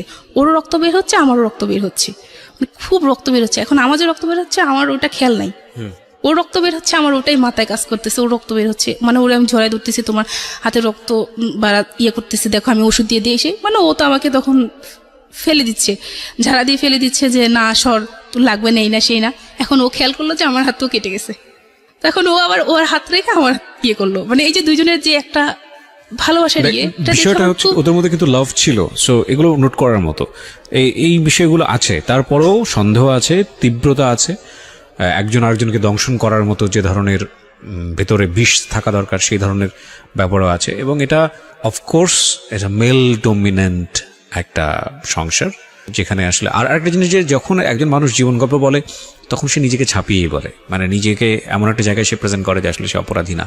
হয়তো তার হাজব্যান্ডের কাছ থেকে শুনলেও হয়তো অনেক বিষয় দেখা যাবে তার ওয়াইফ সম্পর্কে সে বলছে। তো সেটাও একটু ভাবার বিষয় আছে। সবকিছু মিলিয়ে আপনারা ভাবেন, আমরা একটা আলটিমেট একটা মেসেজ নিতে চাই, দেখা যাক কতদূর সেটা আমরা পেতে পারি। হ্যাঁ বলেন। তারপর মানে এরকম চলতেছিল, তো চলার পর খুব মানে ভালোবাসা মারামারি এ করে বাড়িতে আসার পর ও আসলো। ঈদে আসার পর কি হলো, বোনের হাজবেন্ড বোনসহ আমাদের বাড়িতে, আমার শ্বশুর বাড়িতে আসলো। আসার পর ওই আমি আমার দেবরের সাথে কথা বলতেছি, ও আমাকে চা চাইছিল যে আমাকে চা দাও, তো দাঁড়াও তুমি দাঁড়াও আমি দিচ্ছি। তো ভাইয়ের সাথে কথা বলতেছি যে ভাইয়া যাই হয়েছে এতদিন সংসার যেভাবে হয়েছে, কারণ এখন আমাদের দায়িত্ব যে সংসারটাকে ভালোভাবে তৈরি করা। আপনার বোন ছিল, বোনটাকে বিয়ে দিয়েছেন, এখন আমরা মানে ভালোভাবে সংসারটাকে সুন্দরভাবে গোছায় তুললে আর সমস্যা নাই। এভাবে নিয়ে ভাইয়ের সাথে সাংসারিক ভাবে কথা বলতেছে। ও আমার হাজবেন্ড ওই যে বলো চা দিতে আমার মনে নাই, তো 10 মিনিট পরও আমাকে ডাক দিল, খুব জোরে ডাক দিল। তো ডাক দেওয়ার পর কি করলো, আমি গেলাম, যাওয়ার পর মানে কিছু বুঝে ওঠার আগে ও আমাকে এমন জোরে একটা থাপ্পড় দিল, মানে আমি পুরা পড়ে গেলাম, মানে কি হলো এটা। তো আমি মানে তখন হাসতেছি, আমার চিন্তাধারা ছিল যে আমি যখন এখন যদি মানে কোনো কিছু জোরে কোনো কিছু করি, তাহলে আমার ননদ আছে না ওর হাজবেন্ড আছে, হাজবেন্ড আছে, ওরা যদি শুনে তাহলে ব্যাপারটা খারাপ দেখার না, আমার ননদ কথা শুনতে হবে শ্বশুরবাড়িতে। আমি একটা মেয়ে হয়ে অন্তপক্ষে এটা পারবো না, আমার ননদ আমার সাথে যাই করুক না কেন বা ও যাই করুক না কেন। তো এটা বলার পর আমি কি করলাম, ওকে চা এনে দিলাম। আমার মা আমার ছোট বোন তখন ওদের বাড়িতে ছিল, অন্য ঘরে ঘুমালো। তো আমি কি করলাম, ওকে চা এনে দিলাম। ও কি করলো, হাত থেকে পিরিচ ছিল, পিরিচটা ফেলে দিয়ে গায়ের ভিতরে আমার চা ঢেলে দিল, গরম চা পিঠে। ঢালার পর আর কি তারপরে কিছু করি না, তখন ওর পায়ে ধরে বসেছি যে জানে একটা কথাও বললো না, তুমি চা বলার পরে বললো ঘরে নতুন জামাই আছে, মানে এভাবে বলতেছে ওকে, জান পাখি যা আছে ওকে এগুলো বলে। মানে তারপর শুলাম, শোয়ার পর চোখ বন্ধ করে কতক্ষণ পর আবার দেখি আমার গায়ে মারতেছে। মানে এতক্ষণ কিসের কথা বলতে, কার সাথে? আমার দেবরের সাথে। হ্যাঁ আমি তোকে বললাম। এখন মারার পর এখন আমার শাশুড়ি হঠাৎ করে উঠলো, উঠে দেখে যে এরকম হচ্ছে। তো আমার শাশুড়ি কি শুরু করলি, এখন আমার শাশুড়িকে বকতেছে আপনার হাজবেন্ড, হ্যাঁ, যে খেয়াল রাখে না কিভাবে চলতেছে ঘরের ভিতরে, ওরা এইসব খেয়াল রাখে না, মাকে খুব বকতেছে। তো মানে আপনাকে মারছে কেন? আমার ভাইকে তো শাসন করা উচিত ছিল। ওদের সাথে না, ভাইয়ের সাথে আমরা খারাপ কোনো কথা বলতেছি না, ভাই তো খারাপ কিছু বলতেছে না আমাকে, আমি তো সংসারের বিষয়ে কথা বলতেছি। তো ওর মাথায় কি আমি তো সেটা বুঝতে পারতেছি না, ও কেন এরকম করতেছে। একটা সময় সে আমাকে ভালোবাসতেছে, আমার অসুস্থ হয়ে গেলে মানে আমাকে সে কি করবে, শুধু চিন্তাধারা এটা থাকে যে কোন ডাক্তার দেখালে আমাকে ভালো হবে, কোথায় নিলে আমাকে ভালো হবে, তার মাথায় শুধু এসব কাজ করে। আবার 19 থেকে 20 হতে গেলে আবার মারামারি গালাগালি, মানে খুব এরকম চলতেছে। চলার পর তখন পরের দিন আবার এটা মিটমাট হয়ে গেল, নিজে সব মিটমাট করে ফেললো। আমার মা ছিল ওদের বাড়িতে, তখন আমার মাকে আমার শাশুড়ি বললো, আমাকে মারছে সেটা বলে নাই, বললো যে গালাগালি করছে। পরে আমাকে বললো যে মা কি হয়েছে, তো মা কিছু হয়নি, আমি সব শুনছি। তখন মার কাছে তুমি স্বীকার গেছি যে মা এরকম হয়েছে। তো মা বিশ্বাস করতে পারে না যে মা জামাই এরকম করবে, মানে আমার ফ্যামিলির কোনো মানুষ জানে না যে আমার হাজবেন্ড এরকম করতেছে আমার সাথে। ছোট আন্টি একটু একটু জানে, ছোট আন্টিকে একটু একটু জানি, পরে ছোট বোনকে একটু একটু বলতেছি, ওকে সম্পূর্ণ বলতেছি না। তো এরকম চলতে থাকলো। তো একটা সময় কি হলো, ওই যে ওর চললো, মানে বিজনেসটা শুরু করলো। তো একদিন আমাকে ফোন দিয়ে বললো, 2016 সালের দিকে কোরবানি ঈদ ছিল, তার 2-3 দিন আগে, 3-4 দিন আগে আর কি। আমি ঢাকা এসে দেখা দেখে বেড়ে আবার দেশে গেলাম, যাওয়ার পর ও ফোন দিল আমাকে, ফোন দিয়ে বলল একটা কথা। বললাম যে কি? বলে যে মানে আমার যদি বিজনেসটা মানে একটু ভালো হয় তাহলে তুমি আমাকে হেল্প করবা। করবো না কেন, মানে ও বিজনেস করার জন্য আমি আমার ফ্যামিলি থেকে টাকা পয়সা এনে দিছি। যখন ও ব্যবসাটা শুরু করে তখন আমার ফ্যামিলি থেকে টাকা পয়সা এনে দিছি। হ্যাঁ, তো এখন এনে দিলাম, এখন যদি সামনে কিছু লাগে, আমার যতটুকু লাগে আমি হেল্প করব। তো বললো যে অন্য উপায় কি? তখন বললো যে আবারও সেম সেটা, যখন বাহিরেতে, যখন আমাদের মিশন আরো বাড়াবো, তখন বাহিরে আমরা কাজটা মালটাল সেল দিব, তখন যখন বাইরে আসবে তখন তাদেরকে খুশি করাতে পারবো না। তুমি কি বলতে চাও তুমি সেটা বলো। ওকে। তো বললে যে কেন বুঝো না? তা আমি বলছি যে আমার পক্ষে সম্ভব না। সামহাও ঘুরে ফিরে আপনাকে ওই জায়গাটায় নিয়ে যাওয়ার চেষ্টা করছে। তখন আমি ওর সাথে রাবিব করলাম যে তুই কেন এরকম করতেছিস আমার সাথে, আর আমি কার জন্য করবো? তোর ভাই বোনের জন্য কেন করবো? আমি ওদের সাথে আমি কোনো অন্যায়ভাবে চলতেছি না, তোর ভাই বোনের জন্য কেন আমি এটা করব? আমার বাচ্চা আছে, আমি কাকে খাওয়াবো? আমার একটা বাচ্চাও নিতেছে না। বাচ্চা নেওয়ার কথা বলে যে এখন নেওয়া যাবে না। বাচ্চা নেওয়ার জন্য ফোন দিলে বলতাম যে আমার বাচ্চার দরকার এসে, তখন কি করতে হয়, সে বলতো যে আমি পারবো না, বাচ্চা নিব, এখন নিতে পারবো না, এখন নিলে আমার ফ্যামিলি দেখবে কে? তোর বাচ্চা নিলে এখন আমার কিডনি বিক্রি করতে হবে, কিডনি বিক্রি করে তারপর আমার সংসার চালাতে হবে, আমি এখন বাচ্চা নিতে পারবো না, এসব বলতো। তখন এটা যখন এদিন এটা বলছে, ওর সাথে আমি খুব রাগ ভিপ করছি, তুই তুকারি করে কথা বলছি, মানে খুব ঝগড়া করছি ওর সাথে আমি। ঝগড়া করে তখন চিন্তা করলাম যে এখন কি করা যায়। তখন ঢাকায় যখন আসতাম না, তখন মাঝে মাঝে আপনার জীবনের গল্প আমি শুনতাম। আচ্ছা, জীবনের গল্প আমি শুনতাম। তো ওখান থেকে যে একটা কথা বলতে না, যে যা করব মানে ভেবে চিনতে, একটা সিদ্ধান্ত নেওয়ার আগে ভেবে চিনতে সিদ্ধান্ত নিতে হবে, হুটহাট করে কোনো সিদ্ধান্ত নেওয়া যাবে না। এইসব বলতেন বা আপনার কথার মানে বোঝানোর ইয়াটা আমার খুব ভালো লাগতো, শুনতাম। তো এটা নিয়ে ও খুব করতো, এগুলা কি শোনো, এই সে এগুলো ভালো না, এগুলো খুব খারাপ, মানে এটা নিয়ে এটা মানে একদিন একটা থাপ্পড় পর্যন্ত দিছে আমাকে। আমি কি বলে, এগুলো শোনা খুব ভালো, এগুলো খুব ভালো একটা অনুষ্ঠান, বলে এগুলো ফালতু, এগুলো ভালো না, এগুলো বলতো। আমি তখন নিউজ পেপার পড়তাম প্রচুর, এটাও পড়তে দিত না। আচ্ছা, মানে পড়াশোনা বা অন্য জগৎ থেকে সম্পূর্ণ দূরে রাখতেছে আমাকে। পড়াশোনাটা এদিক দিয়ে বন্ধ হয়ে গেছে, এত দূরে আমি কলেজে যাওয়া সম্ভব না, আসা যাওয়া, বা আমার বাবার বাড়িতে আমি থাকি বেশি, সেক্ষেত্রে আমি এখানে পড়াশোনা করতে পারবো না। আস্তে আস্তে পড়াশোনা মানে মাথা থেকে ঝেড়ে দিলাম। ঝেড়ে দেওয়ার পর মানে এভাবে একটা সংসারে চলতেছে, এভাবে কি পড়াশোনা করা যায়? দৈনিক এসব নিয়ে ঝগড়াঝাটি, আমি ভালো না, আমি খারাপ, আমি অন্য কারোর সাথে ছিলাম, আমার বাবাকে নিয়ে সন্দেহ, এভাবে নিয়ে সবকিছু মিলিয়ে একটা মানুষের পক্ষে সম্ভব না। আমিও অসুস্থ, দিনের পর দিন অসুস্থ থাকতাম। তো এই যে অসুস্থ থাকতাম, সেই দেখতো ডাক্তার, সেই দেখাতো। আমার অ্যাপিন্ডিসাইটের সমস্যা হয়েছিল, অপারেশন করেছি, সেই করছে এগুলা। 1 টাকা আমার ফ্যামিলি থেকে দেওয়া হয়নি, সম্পূর্ণ কিছু ও খরচ করলো। তখন ভাবতাম যে সে আমাকে ভালোবাসে, আমি তাকে ভালোবাসি, তাকে ছাড়া আমি একটা মিনিটও চিন্তা করতে পারতাম। মানুষটা ভালো, হয়তো বা তার সমস্যা কিছু। তখন আমি আমার ননদকে বললাম যে তোমার ভাই তো এরকম করতেছে। মাকে বললাম যে মা, আপনার ছেলে তো এরকম করতেছে, একটা কাজ করেন, আপনার ছেলেকে একটা ডাক্তার দেখান, একটা ডাক্তার দেখালে তার ভালো হবে, সে যে এরকম করতেছে একটা ডাক্তার দেখালে খুব ভালো হবে। আর তো ওর আবার মাঝে কি শারীরিক একটু সমস্যা ছিল, তো আমার কথা হচ্ছে যে সমস্যা দিচ্ছে সমাধান করবে সে। আচ্ছা, আমার সবসময় এটা মনে হতো। তো ও বলতো যে আগে পায়া তুমি এখন আসো, এজন্য খুশি, কোনো সমস্যা নাই, মানে ও এটা ভাবতো। কিন্তু আমার কথা হচ্ছে যে আল্লাহ সমস্যা দিচ্ছে, আল্লাহ সমাধান করবে, তুমি ডাক্তার দেখাও। আপনি মানে প্রবলেমটা আসলে কার ছিল, আপনাদের হাজবেন্ড ওয়াইফের মধ্যে, যে বেবি না হওয়ার প্রবলেমটা? বেবি না হওয়ার জন্য তো কোনো ডাক্তারই দেখানো হয় নাই, কিন্তু বেবি তো আপনারা হচ্ছে না, তো বেবি চাচ্ছেন, ঠিক আছে, তো আপনারা আমি চাচ্ছি, ও চাচ্ছে না। তো একবার যেহেতু আমার পিরিয়ডের সমস্যা, আবারও আমি ঢাকাতে একটা মহিলা ডাক্তার দেখালাম। তো দেখানোর পর ওখানে মহিলা ডাক্তার একটা ওষুধ দিল আমাকে, এই ওষুধটা খাবেন, ওই ওষুধটা খেলে তারপর হাজবেন্ড ওয়াইফ একসাথে থাকলে বেবি হবে ইনশাল্লাহ। কিন্তু আমার হাজবেন্ড ওই ওষুধটি আমাকে কিনে দেয়নি। আমি বললাম এই ওষুধটা কিনো, কেন কিনবো, বেশি কথা বলবা না, তারপর ওকে, ঠিক আছে। এরকম ভাবে চলতেছে। পরে চলার পর যখন ও আমাকে এটা বললো, তখন সিদ্ধান্ত নিলাম যে না, আর সহ্য করা যায় না। তখন একটা কাজ করি, যে এই যে সে যে আমার সাথে এরকম করতেছে, তো আমাকে যা করতে হবে ভেবে চিন্তে করতে হবে। বোকা তো মানে বোকার মতো এতদিন সবকিছু সহ্য করছি, আমাকে এখন প্রমাণ করতে হবে যে আসলে সে মানুষ খারাপ, সে ভালো না। সবার কাছে সে অনেক ভালো একজন মানুষ, তাকে আমার প্রমাণ করতে হবে যে সে মানুষ ভালো না। তখন যখন যেদিন কোন একটা বিষয় নিয়ে ঝগড়াঝাটি গালাগালি শুরু হয়ে যেত, 19 থেকে ফোন দিতে ধরতে একটু দেরি হতো, তো এই শুরু হয়ে যেত। তখন আমি আমার বোনকে শোনালাম, আমার মাকে শোনালাম, বাবা তো আগে থেকেই বুঝতে পারলো, শোনালাম, সবাইকে শোনালাম। সবাই মোটামুটি বুঝতে পারতেছে যে আমার হাজবেন্ড খারাপ। তো এটা জানার পরে কি হলো, আমি ঢাকাতেও আস্তে আস্তে আমার বড় মামি বা আমার মামাতো বোন টোন হোক, আমার মেজো মামি, সবাইকে মোটামুটি আমি জানালাম। সবাই মোটামুটি দেখলো, বুঝতে পারলো, সবাই বুঝতে পারলো যে ও আসলে মানে মানুষ হিসাবে বেশি ভালো না। এতদিন মানে ও মুখোশ পড়া ছিল, কিন্তু আসলে সে মানুষ ভালো না। এরকম করার পর কিন্তু ও যে আমার সাথে ওগুলো প্রপোজ করতেছে, ওটা শুধু আমার ছোট বোনকে বললাম আমি, যে মনি এরকম তোর ভাইয়া করতেছে আমার সাথে। ছোট বোনটার বিয়ে হয়ে গেছে, তার বিয়ে হয়ে গেছে। তো তখন বিয়ে হয়ে যাওয়ার পর ছোট বোনটাকে বললাম যে তোর ভাইয়া তো আমাকে এগুলো বলে। তখন ও বললো যে আপু তুই একটা কাজ কর, তুই যাইস না, ভাইয়ের কাছে যাইস না, এভাবে মানুষের জীবন চলে না, তুই যাইস না, কত সহ্য করবি তুই, আর কত সহ্য করবি। এটা বলার পর আমি সিদ্ধান্ত নিলাম যে আস্তে আস্তে সবকিছু মানে ওর কাছ থেকে আমার দূরে সরে যেতে হবে।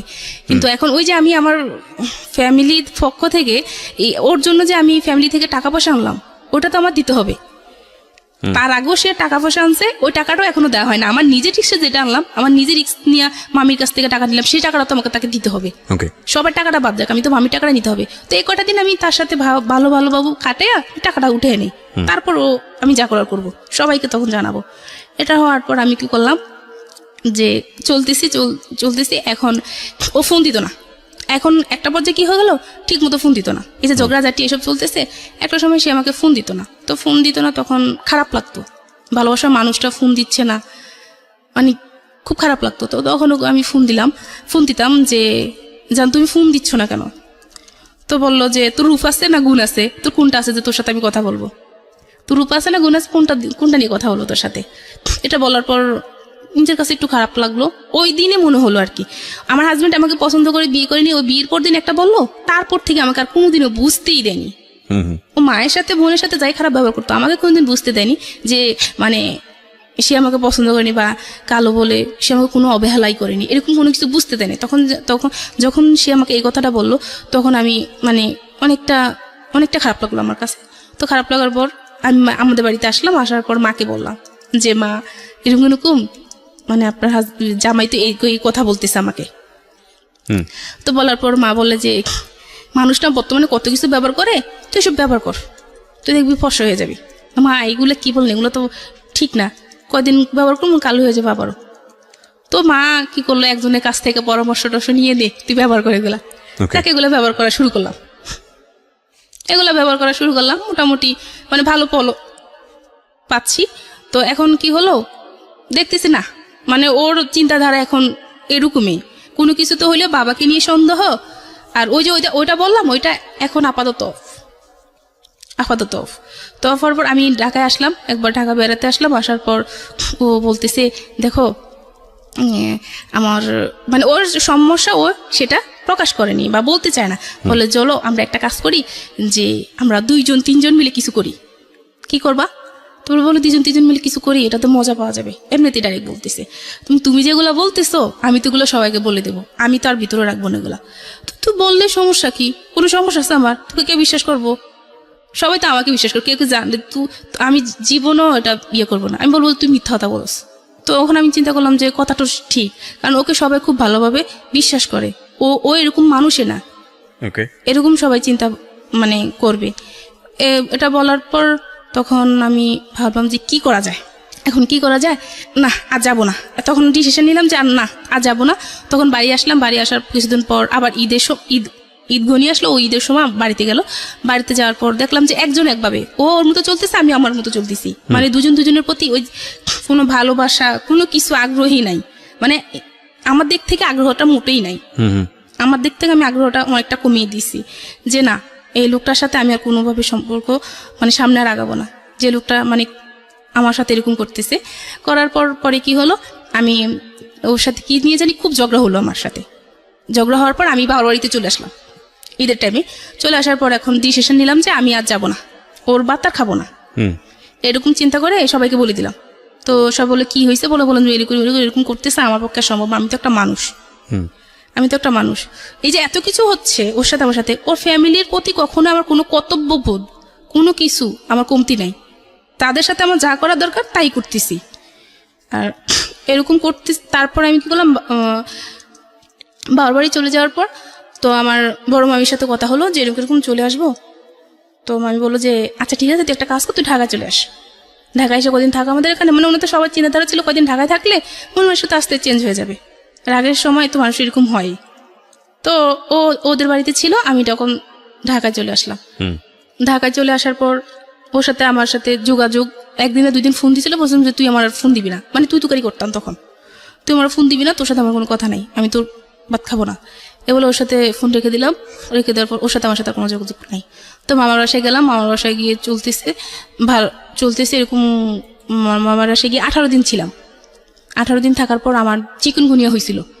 চিকুনগুনিয়া হওয়ার পর তো আমি যে ডাক্তারের কাছে নিতে পারতেছি না, এত অসুস্থ, বা সমস্ত শরীর ব্যথা, তো আমি নামতে পারতেছি না। ওইটা আবার মামার বাসায় যে দারোয়ান উনি দেখছে। তো মামার বাসায় যে দারোয়ান, ওই দারোয়ান আবার ওকে চেনে, আমার হাজবেন্ডকে খুব ভালোভাবে চেনে। তো চেনার পর ও লোকটা রাস্তা দিয়ে যাওয়ার সময় ওই লোকটা ডাক দিল, যে বললো যে ভাই এরকম এরকম, ভাবি তো খুব অসুস্থ, ভাবি তো এরকম এরকম ঢাকায়, আপনি আসেন নাই যে, বাবা এরকম অসুস্থ।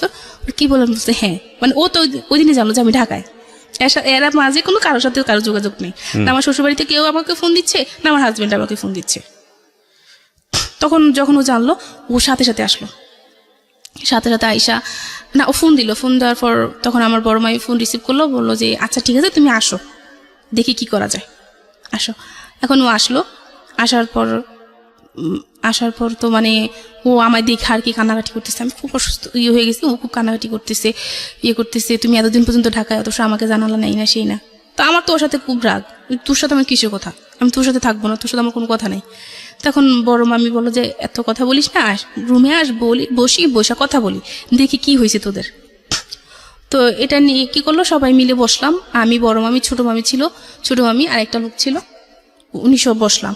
তো বসার পর বললাম যে মামি আমার সাথে এরকম এরকম করতেছে, মানে এর সাথে কিভাবে আমি থাকি, মানে ওই যে যেটা করতে বলতেছে এটা বলি নাই, শুধু বলতেছি যে সে কাকাকে নিয়ে আমাকে নিয়ে সন্দেহ করে, আমি কিভাবে থাকবো বলেন ওর সাথে।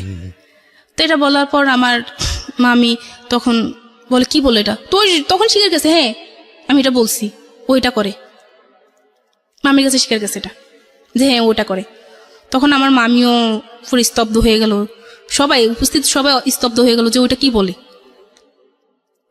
মানে ফেরেশতা তুলে একটা মানুষের নামে সে কি বললো এটা বলার পর সবারই মানে মাথায় ঠিক মতোই গেল যে এই জামাই ভালো হবে না, আর এই মেয়েকে এখানে রাখা যাবে না। এখন সে খুব কান্নাকাটি করতেছে, আমার মামির কাছে যাচ্ছে, আমার পায়ে পড়তেছে, আমার পায়ে ধরতেছে যে তুমি আসো, আমাকে একটা বার সুযোগ দাও, আমি ঠিক হয়ে যাবো, তুমি আসো। তো যখন এই 18 দিন ছিলাম না, তা 18 দিনের মাঝে আমার ফোনে একটা ইমুতে একটা ফোন আসতো, খুব ফোন আসতো। তো লোকটা আমি বলতাম যে ফোন দিয়েন না, বা আমার মামাতো বোন বা মামি সবাই শুনতো যে আমি লোকটা খুব বকা দিতাম, আমি ব্লক করতাম, ব্লক হতো না, মানে বুঝতে পারি না ব্লকটা যে প্রোফাইলে গিয়ে ব্লক করলে ব্লক হয়, এটা আমি বুঝতাম না, মানে ততটা ছিল না আমার। তো খুব ফোন দিচ্ছে, তখন ও আমাকে বুঝাচ্ছে আসো শোনা, এভাবে কেমনে হইব, আসো আমি এখন ডাক্তার দেখাবো, তোমাকেও ডাক্তার দেখাবো, আমিও ডাক্তার দেখাবো, আমরা বাচ্চা নিব, আমরা মানে সংসার করব। তো আমি বললি যে তখন চিন্তা করলাম যে মানুষটা যে এত কান্নাকাটি করতেছে, তাহলে একটা কাজ করি, তাকে বলি যে আমাকে যে সে এত সন্দেহ করে, তাহলে তার কাছে আমাকে রাখো, সে আমাকে গাছতলায় রাখুক, গাছতলায় থাকবো, সমস্যা নেই, তার সাথে আমি থাকবো। তো বললাম যে আমি তোমার কাছে থাকবো, আমাকে নিয়ে যে তোমার এত সন্দেহ, তাহলে আমি একা থাকবো না, আমি তোমার কাছে থাকবো, যাতে তোমার সন্দেহটা দূর হয়ে যায়। বলেছে আচ্ছা ঠিক আছে। তো যে রুম ছিল ওই রুম ভালো ছিল, আমি যতটুকু জানি যে রুমটা ভালো, 4তলা রুম আছে, একটা রুম 2জন মিলে থাকবো, একটা রুম তো 2জনের জন্য এনাফ, 2জন মিলে থাকবো, খাবো, খুব ভালো, রাজি হলাম। তো ওকে তখন যখন আসবো তখন আমি ওকে বললাম আর কি যে শুনো, আমার ফোনে না মানে একটা নাম্বারে খুব ফোন আসতেছে, তুমি দেখো, এটা দেখে আবার তোমার তো আবার সন্দেহবাজ মানুষ, আবার সন্দেহ করো না, এই নাম্বারে ফোন আসতেছে, তুমি আমাকে সন্দেহ করো না, মানে এরকম আমি ব্লক করতেছি কিন্তু ব্লক হচ্ছে না। তো আচ্ছা ঠিক আছে, সমস্যা নাই। তো এটা বলার পর ওর কাছে আসলাম, ওর বাসায় নিয়ে আসলো আমাকে, যখন কান্নাকাটি করে সবাই বুঝালো আচ্ছা ঠিক আছে যা, আসলাম ওর বাসায় আসার পর আমার ছোট বোনের হাজবেন্ড তখন বাইরে ছিল, তো ফোন দিত, আমার বোনের ফোন দিছিল, কথা বুঝি না আমি। তো কি করলো, SMS করলো যে আপু আমি তো কথা বুঝতেছি না, তো আমি রাতে আপনাকে ফোন দিব, তাই SMS করে লিখে দিল যে রাতে আপনাকে ফোন দিব। তো আচ্ছা ঠিক আছে রাতে ফোন দিবে। ওইটা ওর হাতে বললো যে রাতে ফোন দিবে, ওর সাথে তোমার কিসের কথা রাতে? তোমার ছোট ভাই, কি বলো তুমি? ও ছোট ভাইরা তো এরকম করে সেরকম করে, মানে আবারও চিন্তাধারা অন্যরকম যে আমার বোনের হাজবেন্ডের সাথে আমার কি সম্পর্ক, ও কেন আমাকে রাতে ফোন দিবে। এটা নিয়ে আমার গিনজিম এই কয়েক 2 দিন না হতে আবার গিনজিম শুরু হয়ে গেছে, কি যে একটা অবস্থা ঝগড়াঝাটি। তো আমি বুঝাতে লাগলাম যে এরকম করো না, এসব চিন্তা ছাড়ো, এসব চিন্তা ছাড়ো, ভালো হয়ে যাও, ভালো হয়ে চলি, এটা ভালো হবে। আমি একবার চলে গেছি, তারপরে আবার আনছো, এখন আবার এরকম করতেছো না, সে বুঝতেছে না। তখন আমিও খুব রাগ করলাম, রাগ করে ওর সাথে তুই তুকারি করে আমিও ঝগড়াঝাটি করা শুরু করলাম, কেন এরকম করতেছিস তুই, মানে তুই তুকারি করে কথা বললাম। তো যাক, ওখানে আবার শান্ত হয়ে গেল, আবার সব ঠিকঠাক। এখন জানি তো যে রুমে নিছে, কিন্তু ও রুমে না, ছোট্ট আরেকটা রুমে, বলতেছে ওই রুমে আমার সবকিছু আছে, এই রুমে আমি থাকবো, ওই রুমটাতে থাকতে ভালো লাগে না, আমি এই রুমে থাকবো। তো একটা কাজ করবো, তো 4তলায় ছিল রুমটা, 2তলায় রুমটা এখন আবার 2তলায় রুম নিছে, 4তলায় অন্য 2জন থাকে। তো একটা কাজ করো, তুমি 4তলায় গিয়ে রান্না করো। এখন কি হতো, 2তলা থেকে 4তলায় রান্না করতে যেতাম, আবার 4তলা থেকে 2তলা আইসা ঘুমাতাম, মানে এরকম 2তলা 4তলা 2তলা 4তলা চলতো। থাকি না, সমস্যা কি, মানে এটা দেখি না মানুষটা ভালো হয় কিনা। তখন কি হলো, ওই যে বললাম ইমুতে একটা ছেলে আমাকে ফোন দিছিল, তো ওই ছেলেটা একদিন ফোন দিল, ফোন দেওয়ার পর আমি বলতেছি দেখে আমি ব্লক করতে পারতেছি না, তুমি ব্লক করে দাও। আর যেহেতু ফোন দিচ্ছে, ফোন রিসিভ করার দরকার নাই, আমি তো লোকের সাথে কথা বলার কোনো দরকার নাই। তো এটা নিয়ে আবার ঝামেলা শুরু হয়ে গেল। তো ওই লোকটাকে ওই দিনে আমি কিভাবে জানি প্রোফাইলে গিয়ে আমি ব্লক করে দিলাম, শেষ। ওই দিনে ওই কাহিনিটা ওখানে শেষ, এটা নিয়ে ঝগড়া হওয়ার পর ওইখানে কাহিনিটা এটা শেষ।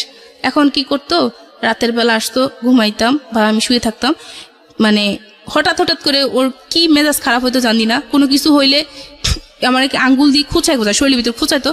ও মানে তুই কার সাথে কথা বলিস, কয়জনের সাথে কথা বলিস, মা তুলে গালিগালাজ করতো। ওকে, আমরা ইন ডিটেইলে না যাই, অশ্লীল কথাবার্তা বলতো। হ্যাঁ, এসব তুলে গালিগালাজ করতো, আর মানে ইয়ে করতো, খুব বকাবাদ্য করতো। তো এরকম চলতেছে, এরকম অনবরত চলতেছে। চলার পর মানে কি করবো কোনো কিছু বুঝতে পারতেছি না। এদিক দিয়ে আমার যেই কাকা খুব অসুস্থ হয়ে গেল। কাকার তখন ক্যান্সার ধরা খাওয়ার পর ওর মাথায় তখনও মানে জানে যে কাকার ক্যান্সার, ওর মাথায় তখনও কোনো কিছু কাজ করে না, যে এই মানুষটা ক্যান্সার, এই মানুষটা মারা যাবে। এখন এই মানুষটাকে নিয়ে কথা না বললে কি নয় না, ওর এখন এগুলাই বলতেছে, কাকাকে নিয়ে সম্পর্ক বা বোনের হাজব্যান্ড। এখন ওই যে ওগুলার অফার আর করেনি, ওই দিনকার পর থেকে করার পর, রাগারাগি করার পর ওই প্রপোজগুলো আর করেনি।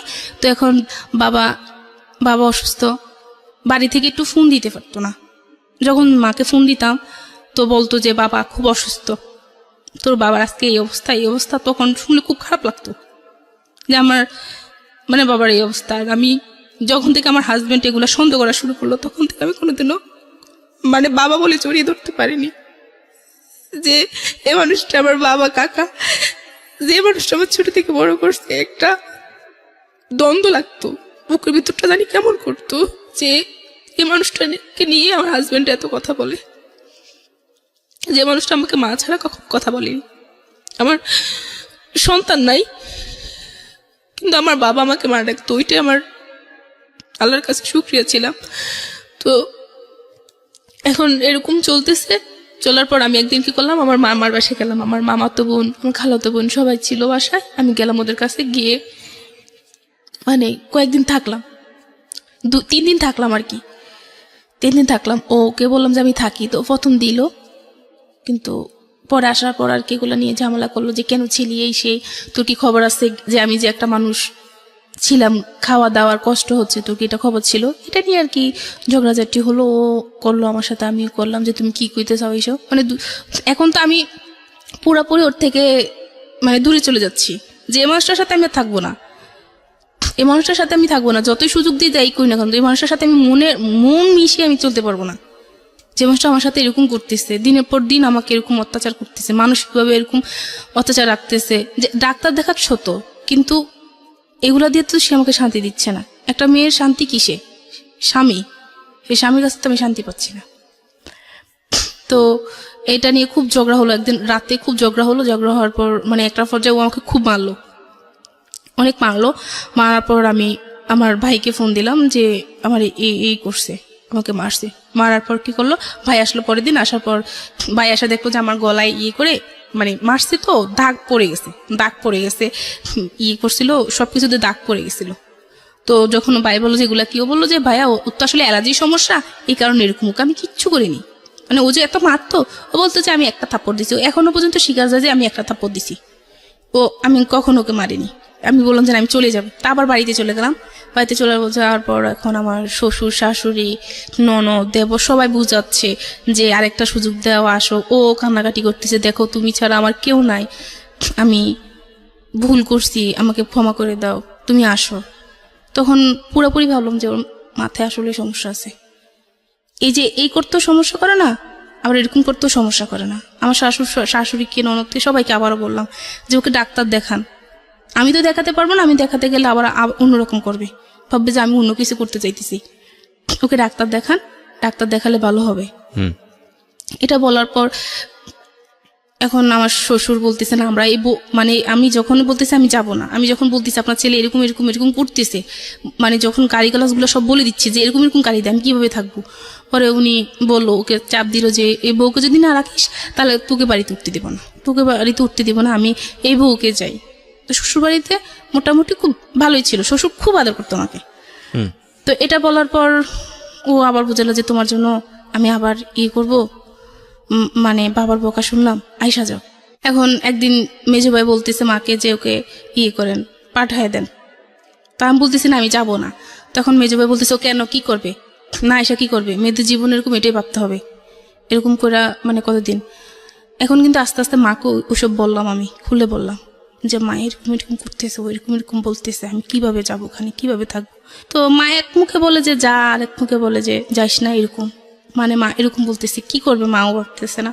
তো এখন আমি সিদ্ধান্ত নিলাম আমি আসবো না ওর কাছে। তখন মা মেজো ভাইকে মা বলতেছে, তো ওর মনে হয় আমার ছোট মেয়ের সুখটা সহ্য হচ্ছে না, মা এরকম কিছু বলতেছে যে ওর জন্য আমার ছোট মেয়ের সুখটা নষ্ট হবে। মা যখন এটা আমাকে বললো, তো বলার পর আমি অনেকটা কষ্ট পেলাম যে মা এটা বলতে পারলো, আচ্ছা ঠিক আছে আমি চলে যাই। পরে আবার চলে গেলাম, আবার ঢাকায় চলে আসলাম। আসার পর চলতেছে। তো এর মাঝে একদিন কি হলো, আমি ওর সময় বাড়িতে আসলাম ঈদে। আসার পর আমি যেহেতু একা থাকি, সবসময় একা থাকি, বাচ্চা কাচ্চা নাই, তো সেই ক্ষেত্রে কি করলো, নিজে আমাকে ফেসবুক আইডি খুলে দিল যে এটা চালাও, মন ভালো থাকবে। তো আচ্ছা আমি ফেসবুক আইডি খুলে দেওয়ার পর মানে কারোর সাথে তেমন কথা হতো না, আর কেউ মেসেজ করলো বলে দিতাম যে আমি বিবাহিত, আমার হাজবেন্ড আছে, মানে বলে দিতাম। তাহলে আর কেউ কথা বলবে না, আর কেউ কথা বললে ফ্রেন্ডলি কথা বলবো, এর থেকে বেশি কিছু না। আমি তো ওকে ছাড়া অনেক কিছু চিন্তা করতে পারি না, ওকে ছাড়া কোনো কিছু চিন্তা করা মানে মনে হয় যে আমি মরে গেছি, মানে এরকম লাগতো আমার কাছে। তো কি হলো, একদিন একটা ছেলের সাথে আমি কথা বলতেছি, হাই হ্যালো বলতেছে যে কেমন আছো কি সেই, আমিও বলতেছি ভালো আছি। তো বলার পর ও দেখতেছে, আমি জানি না ও যে দেখতেছে, ও দেখতেছে। দেখার পর কি করলো, ও আসলো, পেছন থেকে আসলো, আইসা আমার হাত থেকে ফোনটা নিয়ে গেল। তো আমার কথা হচ্ছে যে ও জানলে এখন এগুলো নিয়ে খুব ভেজাল করবে, কার সাথে কি বোঝে না বলছে সেটা সে বলবে না, সে উল্টাপাল্টা চিন্তাধারা কইরা মানে খুব ভেজাল করবে। তো ওটা ফোন নিয়ে টানাটানি করতেছে, তুমি ফোন দাও। বলছে না তুই কার সাথে কথা বলিস, তোর ফোন দিব না। তুমি ফোন দাও তুমি। তো বলতেছে না ফোন দেওয়া যাবে না। এটা নিয়ে ওর সাথে আমার সাথে মানে ছেলেটা কে ছিল? ছেলেটা ফেসবুক ফ্রেন্ড। তো আপনি তো জানেন আপনার হাজবেন্ডের এরকম একটা সমস্যা আছে, এরকম সমস্যা আছে, তারপর আমার মাথায় তো কিছু কাজ করতেছে না, মানে ওই যে সময় যাচ্ছিল না, ওই আগে হচ্ছে। তো এখন ফ্রেন্ড আসতে মাঝে মধ্যে নক করতো, মানে অত অবিরত কথা বলতো না। ঠিক আছে, তারপর কি হয়েছে? তো এটা দেখার পর ছেলেটা হিন্দু ছিল, তো জানার পর ও তো চিন্তাধারা অন্যরকম। ও তো ওর মাকে দেখালো, দেখেন মা ছেলেটা দেখেন আপনার বউ এরকম করতেছে সেরকম করতেছে, এই জন্য তো আপনার বউ চলে যাবে, এরকম চিন্তা করতেছে, ওরে নিয়ে আজকে বসবে, এই করবো সেই করবে, এই করে সেই করে নিয়ে মানে আওয়াজ শুরু হয়ে গেল, মানে গলা টিপি দিয়ে ফেলে দিছিল, মারামারি করতেছে। পরে আমার শ্বশুর এসে ধরলো যে এরকম করতেছিস কেন, দে আমার কাছে ফোন দে, কি হয় দেখবো, আমি দেখবো। পরে এটা নিয়ে আর কিছু বলে নেই, ও চলে গেল, বাজারে চলে গেল, আবার আসলো, আয়সা বলে ঠান্ডা মাথা বলতেছে, বলো এগুলো কে ছিল, ছেলেদের সাথে তোমার কি সম্পর্ক? আমি জাস্ট ফ্রেন্ড, আর কিচ্ছু না, তুমি শুধু নাম ভুলবে তো না, জাস্ট ফ্রেন্ড, এর থেকে আর বেশি কিছু না। তো বলতেছে না ওর সাথে তোমার অন্য কোনো সম্পর্ক। আচ্ছা ঠিক আছে তাহলে ব্লক করে দাও, তাহলে তো হয়েছে। তো আচ্ছা ঠিক আছে ব্লক করে দিছি, ওখানেই শেষ, ব্লক করে দিছি। এখন এটা নিয়েও কি করতো, রাতে এটা নিয়েও কথা তুলতো, বিভিন্ন সময় মেজাজ করা থাকতো যে ওর ফ্যাক্টরিতে ফোন দিত, ওর ভাই থাকতো না ফ্যাক্টরিতে, ভাই থাকতো না, পাইতো না। তো না পাইলে কি করতো, ওর ভাইকে যদি না পাইতো ওই ঝালটা আমার উপর উঠাইতো। ওর রাগটা আমার উপর উঠাইতো। এটা নিয়ে এরকম ঝামেলা হচ্ছে দিন তারপর আবার ঢাকায় চলে গেলাম। ওই ইয়ের পর তারপর দিন ঢাকায় চলে আসলাম। চলে আসার পর তো এভাবে চলতে থাকার পর 2018 সালের দিকে আমি যখন ওকে বাচ্চার কথা আবারও বললাম, তো বলে যে এখন তো টাকা পয়সা হাতে নেই, টাকা পয়সা হাতে আসুক তারপর আমরা ডাক্তার দেখাবো। তো আমি বলি যে আচ্ছা ঠিক আছে। এটা বলে আমি আমার নানুর বাসায় বেড়াতে গেলাম কেরানীগঞ্জে। ওখানে যাওয়ার পর আমি একটা চাকরির অফার পেলাম। চাকরির অফার পাওয়ার পর যে চাকরিটা করব, ওনাদের সাথে আমি কথা বললাম, ওনারা বললো যে আচ্ছা ঠিক আছে নিব। তো ওকে আমি ফার্স্ট বললাম, আর ও বললো যে ঠিক করছে, তুমি করবো, আচ্ছা তার তো ভালো হয়েছে, মিষ্টি খাওয়াই সেই মানে হাসি খুশি। তো আমি ভাবছি তো রাজি হয়ে গেছে। তা আমার কাছে আমার সবসময় কাগজপত্র আমার সাথে থাকে। আমি করলাম কাগজপত্র সব কিছু জমা দিয়ে দিলাম, মানে চাকরি করবো আমি। পরে ওরকম আমি বুঝে বললাম, শুনো যেহেতু তোমার কাছে টাকা পয়সা নেই, তো আমি তাহলে 2টা বছর চাকরি করি 2টা বছর চাকরি করে টাকা পয়সা যা জমিয়ে তারপর আমরা ভেবে নিব, ডাক্তার দেখাবো। তুমি এদিকে তুমি করে তুমি তোমার সংসারটাকে গড়ে তোলো। তা এটা বলছি, আচ্ছা ঠিক আছে। এখন কাগজপত্র জমা দিতে গেছি, তখনও কিছু বললো না। যখন আমি ওই অফিসে গেলাম, হেড অফিসে না, আরেকটা ব্রাঞ্চে গেলাম, যার পর ওনারা কি বললো যে আপনার হাজব্যান্ডের সাথে কথা বলবো। আচ্ছা ঠিক আছে বলুন। আমি তো জানি আমার হাজব্যান্ড বলছে আমাকে। তো আমার হাজব্যান্ডের সাথে কথা বলতে দিছে, ও বললো যে আমি জানি না, ওর ফ্যামিলি জানে। ওর ফ্যামিলি যদি ওকে চাকরি করতে দেয় তাহলে আমার সেটা জানার বিষয় না। এটা বলার পর উনি বলতেছে আপনার হাজব্যান্ডের সাথে আপনার দূরত্ব আছে? আচ্ছা না, দূরত্ব নেই। তাহলে সে এটা বললো কেন? আচ্ছা ঠিক আছে, সমস্যা নেই, আপনি চলে যান, চলে গিয়ে ওনাকে বুঝান, সমস্যা নেই, আমরা আপনাকে ফোন দিব। তো এটা বলে আমি বাসায় গেলাম। বাসায় গিয়ে ওর সাথে মানে আমি খুব রাফ বিহেভ করলাম। আমি নিজে যে তুই এটা বললি কেন, আমি তো ভালোই চাচ্ছি, যে তোর যে টাকা পয়সা নাই, তুই যে বাচ্চা কাচ্চা নিতে পারবি না, তাহলে আমি টাকা জোগাড় করে আমি ডাক্তার দেখাবো, তুই এটা বললি কেন? এটা নিয়ে ওর সাথে আমার মানে খুব ঝগড়া হচ্ছে। হওয়ার পর কি করলাম যে যা আমি থাকবো না, আর আমাকে রাখতে পারবি না, এতদিন এত কিছু হয়েছে, আর রাখতে পারবি না, এটা করে আমি চলেই আসবো, যা তোকে এখান থেকে আমি ডিভোর্স দিয়ে যাব। তো ও দুজনে মিলেই ঝগড়া করতেছি। তো করার পর কি হলো, কি বলছে আচ্ছা ঠিক আছে আয়, তুই আমাকে ডিভোর্স দিবি, তো আয় আমার সাথে আয়। তো আমি কি করছি, সত্যি সত্যি ওর সাথে বেরিয়ে গেলাম। বাইরে যাওয়ার পর কি করলো, ওর একটা ফ্রেন্ডের বাসা বানিয়ে গেল। তা আমি আবার মেজু ভাইকে বললাম যে এরকম ওর ফ্রেন্ডের বাসা আমাকে নিয়ে যাচ্ছে, আমরা আজকে মানে আলাদা হয়ে যাব। তো এটা বলার পর আমার ভাই তো মানে ভয় পেয়ে গেল যে ওর ফ্রেন্ডের বাসা কেন নিবে।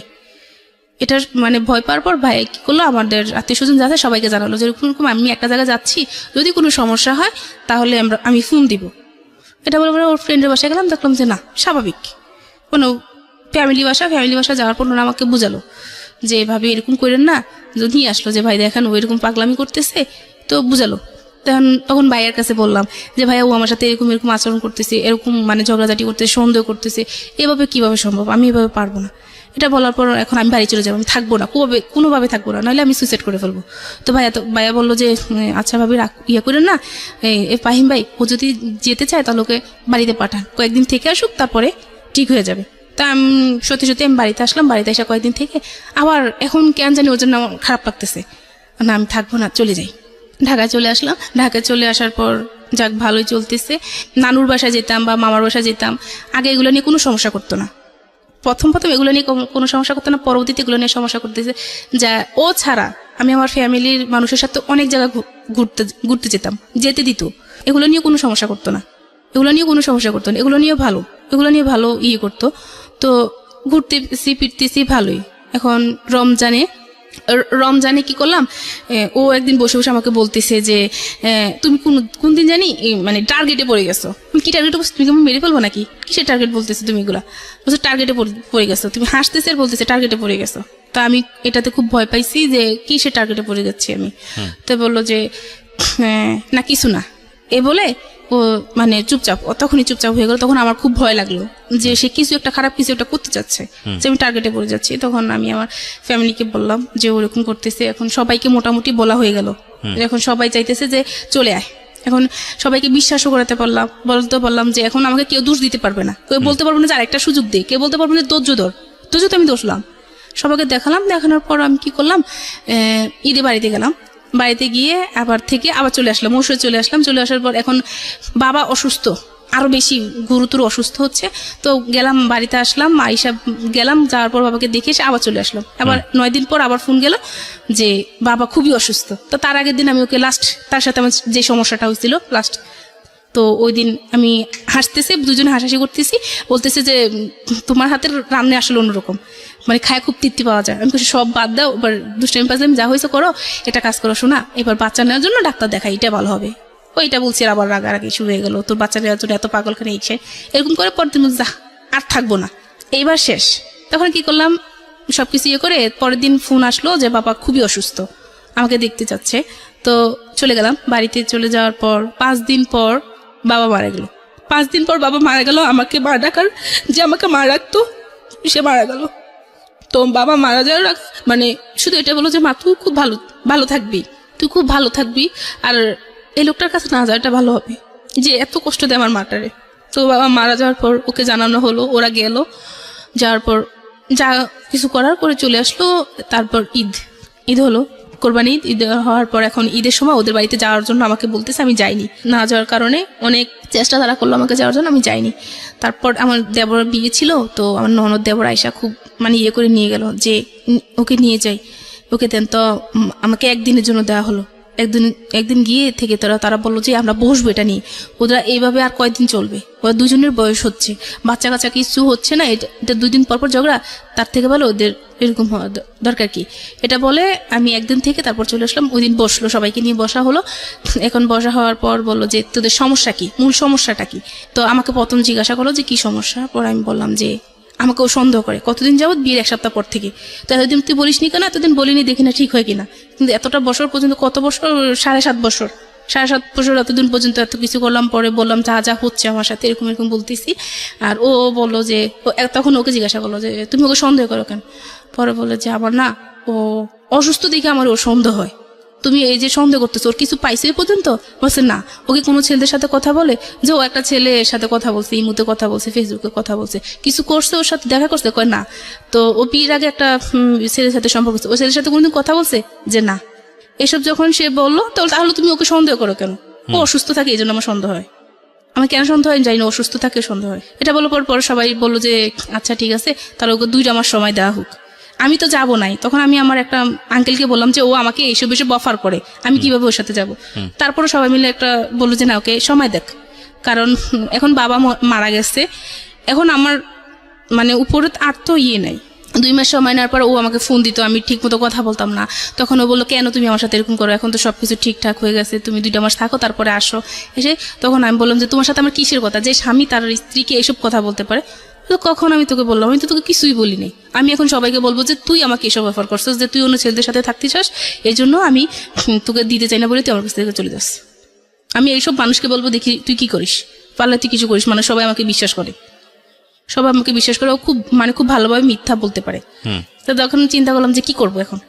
আর এখন বাড়িতে যখন থাকতেছি তখন মোটামুটি অনেকে জেনে গেছে যে আমার মানে এরকম হবে। তখন একজন অফার করলো যে একটা কাজ কর, এরকম থেকে কি করবি, ইমুতে কথা বল, ছেলেদের সাথে ইমুতে কথা বলে টাকা ইনকাম করিস। কেউ একজন বললো যে আয় মানে একদিন অন্য কিছু করি, মানে এইসব কিছু অফার করতেছি, কিভাবে চলবো, বাবা তো নাই এখন, ভাইদেরও মোটামুটি, তো এভাবে কেমনে চলবে, ভালোভাবে চলতে পারবি, এইসব অফার পাচ্ছি। এখন মাথায় সারাক্ষণ কাজ করতেছে, আমি কি করব, মানে কি করার আছে আমার। খুব ডিপ্রেশনে ভুগতাম। রাতের পর আমি রাত কি করতাম, বাইরে কাটাতাম। মানে গ্রামের বাড়িতে রাতকে 2টা-3টা বাজে আমি বাইরে দাঁড়িয়ে থাকতাম। মানে আমার ঘুম হতো না যে আমি কি করব, এই মানুষটার সাথে আমি কাটাবো সারাটা জীবন, যে মানুষটা আমাকে এসব বলতেছে না আমি একা থাকবো, কোনটা করব। তো আমি আমার একটা আঙ্কেলকে বললাম যে আঙ্কেল এই অবস্থা, আমি এখন কি করব, আমাকে একটা কাজ জোগাড় করে দিতে পারবেন? পরে বলে যে তুই কতটুকু পড়াশোনা করছিস? তো আমি বললাম যে আমি ইন্টারমিডিয়েট কমপ্লিট করলাম, আমার কোনো রিসেপশনে হলে হবে, সমস্যা নাই, আমি তো চলতে পারবো, এরকম কিছু হলে হবে। তো উনি বললো যে আচ্ছা ঠিক আছে, তুই ঢাকা আসলে তোর মানে একটা গতি করে দেবো। পরে ঢাকা আসলাম, ঢাকায় আসার পর একটা কোম্পানিতে উনি আমাকে রিসেপশনের জন্য ফার্স্ট সিলেক্ট করা হলো। তো সিলেক্ট করার পর আর ওনারা আমাকে রিসেপশনে না রেখে অন্য কাজে দিয়ে দিল অ্যাকাউন্টসে, যে তুমি এটা করো, দেখি তুমি পারবে না। আমি তখন কিছুই জানতেছি না, কম্পিউটার সম্পর্কে কিছুই জানি না, বা আমি যেহেতু পড়াশোনা থেকে এতটা বছর দূরে, আমি ইংলিশ সম্পর্কে সবকিছু আমার মাথা থেকে চলে গেছে, আমি কোনো কিছু পারতেছি না। তো আমার কলিগ যারা, তারা আমাকে খুব হেল্প করছে, বস সবাই খুব হেল্প করতেছে আমাকে, হেল্প করে আমি মানে এখন অনেকটা ভালো পর্যায়ে চলে গেছি। আর এখন ওর সাথে তো আর কোনো যোগাযোগ নাই। কতদিন যাবত যোগাযোগ নাই? ওর সাথে যোগাযোগ নাই, ওই ঢাকায় আসার আগ থেকে ওর সাথে আর যোগাযোগ ছিল না। মাঝখান দিয়ে একদিন ফোন দিয়ে জানতে চাই, বুঝতে চাইতেছে যে সে কি করতে চায়। আপনি এটা বলেন। প্রায় 7 মাস। 7 মাস। আপনি ভালো আছেন না বন্ধ আছেন?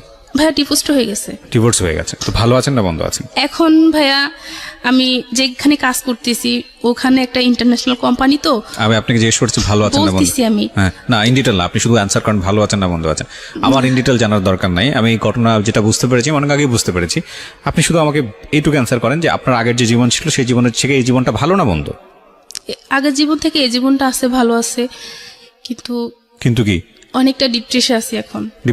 যেটা হচ্ছে যে আমি জব করতেছি সেখানে আমার বস চাচ্ছে যে আমি আরো বেশি কাজ করি বা আমি আরো বেশি, সেটা সব জায়গায় থাকবে। Life is not without problem. আমাকে বলে দিছে যে আমার এই কাজের পাশাপাশি অন্য কাজ খুঁজতে, কিন্তু আমি কোথায় কোনো কাজ পাচ্ছি না। Life is not that kind of thing যে আপনি যেখানে যাবেন সেখানে 100% হ্যাপি হবেন, সেটা বড় কথা না। কিন্তু আপনি যেখানে ছিলেন সেখান থেকে আপনি স্কিপ করে আপনি একটা বেটার লাইফে আসতে পেরেছেন কিনা সেটাই হচ্ছে মূল কথা। আমি ওইরকম ডিপ্রেশন থেকে, ওরকম একটা খারাপ জীবন থেকে এখন আমি একা আছি, ভালো আছি। 7 ইয়ার্স ধরে আপনি একটা মানুষকে বুঝে উঠতে পারেন নাই, বা 7 ইয়ার্স ধরে একটা মানুষের সাথে আপনি সিদ্ধান্ত নিতে পারেন নাই। অনেকে 7 বছর না, অনেকে 27 বছরও পারে না, এটাই সত্য কথা, the ugliest truth of life. তারপর আমার মনে হয় যে মানুষের সঙ্গে আপনার হচ্ছিল না, যে মানুষটা আপনাকে সন্দেহ করে, এবং সন্দেহ করে আলটিমেটলি একটা মানুষ আপনাকে খুনও করতে পারে, হ্যাঁ, ভুল করে খুনও করতে পারে। সন্দেহ এরকম একটা বাতিক। তো সেই জায়গাটা থেকে আমার মনে হয় সিদ্ধান্তটা ঠিকই আছে। প্রথম কথা হচ্ছে এটা। আর দ্বিতীয় কথা হচ্ছে যে 7 বছরও যেহেতু সে আপনাদের সন্তান নেওয়ার ব্যাপারে কোনো সিদ্ধান্ত নিতে পারেনি, তার মানে সামথিং ইজ রং। তো আজকের এই জীবন গল্পটা আপনি কেন বললেন? আপনার কথা থেকে শেষ করতে চাই আমাদের এই অনুষ্ঠানটা। আমার বললাম যে কেউ কোনো সিদ্ধান্ত নেওয়ার আগে ভেবেচিন্তে কোনো সিদ্ধান্ত নিবে, আর আমার মতো যাতে টাইমটা কেউ বেশি না নেয়। মানে আপনি মনে করেন যাই সমস্যা হোক না কেন পরিবারের কাছে যাতে সেটা শেয়ার করে। Right. 7 years is a big time, right? পরিবারের কাছে যেটা শেয়ার করে সেটা ভালো হবে। আর আমি এটা যেটা করছি সেটা আমার দিক থেকে আমি খুব ভালো করছি। আর আমি যে জীবনের গল্প শোনার পর আমি এটা বুঝতে পারছি যে অনেক ভালো একটা শো এটা, কিন্তু এটার জন্য বলতে হতো যে এটা ভালো না, অনেক ভালো একটা শো। এটা থেকে অনেক মেসেজ পাওয়া যায় যে আমি সিদ্ধান্তটা নিছি, এমনভাবে সিদ্ধান্তটা নিছি যে আমার কোনো সমস্যা, পরিবারের কাছে আমি স্থান পাচ্ছি। এখন পরিবার আমাকে একটা সময় একটা স্থান দিচ্ছে, তখন যদি আমি এরকম কথা চলে যেতাম, হুট করে চলে আসতাম, বা ওর কথায় আমি রাজি হয়ে যেতাম, ওইসব বলতাম, তখন আমাকে সবাই নষ্টামি বলতো। কিন্তু এখন আমি সমাজের বুকে মাথা উঁচু করে দাঁড়াতে পারছি, বলতে পারছি যে হ্যাঁ আমি ভালো আছি, আমি সৎ আছি, এটা আমি বলতে পারি। একটা সংসার ভেঙে যাওয়াটা বা একটা সংসারের কাছ থেকে বের হয়ে আসাটা, এটাকে আমি কখনোই একটা সমাধান মনে করি না। কিন্তু যখন নিজে বেঁচে থাকার জন্য বিষয়টা এরকম হয়ে দাঁড়ায় যে আমার জীবনের উপর উঠে যাচ্ছে এবং এটা আসলে কিউরেবল না, তখন অবভিয়াসলি আমাদের রিলিজিয়ন যেভাবে সাপোর্ট করে এবং আমাদের জায়গা থেকেও আমরা মনে করি যে বেঁচে থাকার জন্য, ভালো থাকার জন্য এটার প্রয়োজন আছে। তবে প্রিয় শ্রোতা, একটা বিষয় আজকের এই অনুষ্ঠানে আপনাদেরকে নোট করতে চাই, which is very very important. এই সন্দেহ করা এটা একটা রোগ এবং এটার জন্য কোনো উপসর্গ লাগে না। যারা সন্দেহ করেন তারা নিজেরা খারাপ থাকেন, যাদেরকে নিয়ে সন্দেহ করেন তাদেরকে খারাপ রাখেন। এটা থেকে বের হয়ে আসার জন্যে কাউন্সেলিং খুবই গুরুত্বপূর্ণ, এবং প্রপার কাউন্সেলিং না হলে এই সন্দেহ রোগ থেকে ভয়ঙ্কর কিছু হয়ে যেতে পারে। সুতরাং আপনি যদি সন্দেহ করে থাকেন, আপনি প্রথমত একজন মনে করতে হবে যে আপনি একটা প্রবলেমের মধ্যে আছেন, কোনো উপযুক্ত কারণ পাচ্ছেন না কিন্তু আপনার সন্দেহ হচ্ছে, আপনি ডাক্তারের সাথে কথা বলেন, কারণ এটা আপনার অনেক ভয়ানক রকমের ক্ষতির দিকে নিয়ে যাবে। আর যে মানুষটাকে নিয়ে সন্দেহ করছেন সেই সন্দেহের জায়গাটিতে সেই মানুষটি আদৌ পড়ে কিনা ঠান্ডা মাথায় একটু বিচার ব্যবস্থার প্রয়োজন আছে, কারণ সন্দেহ কাউকে ভালো থাকতে দেয় না, না আপনাকে, না আপনি যাকে নিয়ে সন্দেহ করছেন তাকে। তাহলে এই ছিল আজকের গল্প। আপনাদের কার মনে ধাক কাটলো এই গল্পটা কমেন্টে জানিয়ে দিন, আর লিখে ফেলুন আপনি কোন জায়গা থেকে শুনছেন আমাদের গল্প। আর পরবর্তী গল্প শুনতে চোখ রাখুন আমাদের চ্যানেলটি সাবস্ক্রাইব করে পাশে থাকুন। সবার জন্য রইল অনেক ভালোবাসা। ভালো থাকবেন, সুস্থ থাকবেন। আল্লাহ হাফিজ।